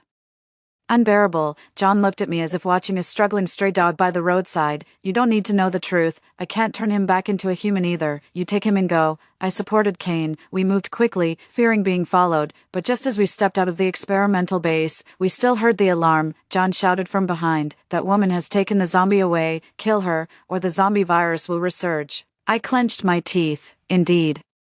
He never intended to let me and Kane return alive. The experimental base was built halfway up the mountain. I darted into the woods with Kane. He was so thin that his bones were jutting out, and his breathing was extremely weak. He hung his head the entire time, unresponsive. At this moment, I hated my own helplessness. He protected me throughout the apocalypse, yet now I could not protect him. "Kane, little zombie. Hang in there, I'll take you back." My steps were erratic as I spoke through tears. "No, don't cry." In his faint state, the zombie heard my crying and instinctively uttered two muffled sounds. It was just like when we first met, that made me cry even harder. Footsteps from behind caught up, and the conversations of the security personnel clearly reached my ears. "We absolutely can't let the zombie escape. Shoot him. What if the woman gets hit? She's complicit in his evil, guilty as well. If she dies." "She dies. Fire, Naomi. Just leave me behind." "No." I used the trees for cover and kept running desperately. "Naomi, have you fallen in love with me too?" "Yes, I have. So we need to live a long and good life together. No one is dying here." Kane weakly curled his lips, his voice thin as a thread. "Sadly, humans and zombies are ultimately different paths. Forget about me." Before I could react, Kane used the last of his strength to knock me to the ground. After several gunshots, silence fell around us. My mind went blank for a few seconds. I lifted my hand to touch Kane's back and felt a hot, bloody hole. Blood gushed out, soaking my palm instantly. "Kane, Kane," I cried out his name, as my lover lay dying. Countless memories frantically flooded into my mind. I remembered everything. "I've got your back from now on. I'm from the same orphanage as you. The director named me Kane. I enrolled in the same major as you. You can't shake me off. Naomi, I like you. Be my girlfriend. John, I'll be your test subject. Just don't kill my love, please." It turned out, Kane and I had really known each other for a long time. It was truly fate. In a night that seemed to devour everything, I was overwhelmed with grief, unaware that the person in my arms was losing the pale bluish color of his skin along with the blood. Today is the 89th day since humanity eradicated the zombie virus. I pushed open the hospital room door as usual. I placed the lilies I brought in a vase and then got water to wipe down the person on the hospital bed. A month ago, John's conspiracy was exposed. He thought Kane and I would surely die, so he said too many things he shouldn't have at the research base, but he didn't expect that I had recorded it. He also didn't expect that before going to the research base, I had called Captain Kieran, begging him to save Kane and me if something happened. Every action leaves traces. John is a true devil, using countless innocent lives as stepping stones for his eternal glory. As much as he was revered before, he is now equally despised. But I don't care about these things anymore. I only care about, when will you wake up, Kane? The man lay quietly, his eyes tightly closed, his lips naturally curved upwards, looking peacefully beautiful as if he were asleep. After regaining my memory, I understood. Kane hadn't just happened to appear at my doorstep. He had escaped when the zombie virus outbreak left John's company deserted. Then, following his instincts, he came to my house and waited at my doorstep. And what awakened his humanity wasn't a girl's romantic notions, but me. What a fool. I continued to wipe his arm, as she rambled on. "Wake up soon. I miss you so much. Even though I said I wouldn't bother with you in this life or the next. If you wake up now, I can take that back. Cooking is so hard. I've been learning for a week and still can't get it. Wake up soon and cook for me, will you?" As the sun set, the man showed no response. I straightened my sore back. "I'll come see you again tomorrow." I stood up and grabbed my bag. As I was leaving, I dropped one more line. "By the way, I've been bullied since you weren't around." After waiting quietly for 3 seconds, stillness prevailed. My tense back suddenly relaxed. I pursed my lips in disappointment and turned to leave. Just as I was about to step out of the hospital room, suddenly, a barely audible male voice floated from behind, hoarse from disuse. Who? I turned around in shock, meeting his dark pupils. He stubbornly repeated, "Who bullied you? I'll help you. I'll beat them up." I burst into laughter, and tears followed. Even if the world ended, his love would be the last phoenix that never dies. End of main text. Extra story. My name is Kane. Naomi is my love. We've known each other since we were little, growing up together in the same orphanage. I remember the first time I saw her, she was being bullied, surrounded by a group of older kids. She looked even more frail, like a sprout. I guess every boy has a dream of being a hero at some point. At that moment, seeing the injustice, I grabbed a stick and chased the bullies away. I helped her up and gallantly told her, "From now on, I've got your back." And I kept that promise well. From kindergarten to adulthood, I protected her, never letting her be bullied again. After our college entrance exams, Naomi and I were admitted to the same prestigious university, both choosing to study biological sciences. After graduating from university, we confirmed our relationship and then joined the same biotech company. She often teased me, "You're like a shadow following me." I would proudly laugh. "I told you I'd always have your back," and I meant it. Our company primarily worked on developing vaccines and pharmaceuticals, even though it was all supposedly life-saving. But Naomi and I always felt something was off, though we couldn't pinpoint what exactly, until one day, just before leaving work, Naomi frantically told me she had accidentally uncovered a company secret. Turns out, this foreign-owned business, while ostensibly working on pharmaceuticals, was secretly developing a zombie virus. And the countries targeted for these viruses were obvious. Before it was fully developed, I decided to obtain evidence and report it, to stop this monstrous conspiracy. But, as fate would have it, yes, we were discovered while stealing the evidence. Dr. John stood before me, syringe in hand, no longer the kind man of before. "So you found out, huh? Well, no matter, you two are orphans, right? No one would notice if you disappeared from this world. I just need a subject for my virus experiment. Choose between you and your loved one." I lay on an iron bed, my hands and feet bound. Hearing this, I turned my head to look at Naomi, who was also restrained. My love was in tears, saying, "Kane, if you dare choose yourself, I will never bother with you again in this lifetime or the next." I forced a smile, feeling a sting in my eyes, but I didn't want to cry in front of her. "But what can I do? I promise to always be there for you." Under her terrified gaze, I turned to John without hesitation and said, "John, use me as your test subject, but spare the life of my love, please." Naomi's cries of despair echoed through the laboratory. "Electroshock-induced amnesia. She'll forget my scheming and she'll forget you," John told me as the syringe pierced my arm, the cold liquid slowly entering my bloodstream. "Forget me? And what about me? Will I forget her?" John shrugged indifferently. "Of course. Do you think love can withstand the zombie virus? It will erase all your humanity, leaving only instinct to tear at humans, instinct to gnaw on raw flesh, instinct to destroy everything." My consciousness began to blur. Images of Naomi's face and her expressions when she called my name uncontrollably flickered before my eyes. "Kane, why did you apply to the same school as me? Kane, are you raising pigs? How can I eat this much? Kane, I agreed to be your girlfriend. Kane." John was wrong. Loving her, that's my true instinct. The next second, I closed my eyes amidst the chaos. Easter egg. After Naomi recovered her memory, she jokingly brought up a past misunderstanding with Kane. "I originally thought you were just being overly protective because you were lovesick." Kane paused his cooking, his brows furrowing. "Lovesick? Do I need to eat something to be that? I'm naturally lovesick, all right." After a moment, he muttered under his breath, "It would be more apt to call it Naomi sick." Naomi laughed heartily. "Indeed.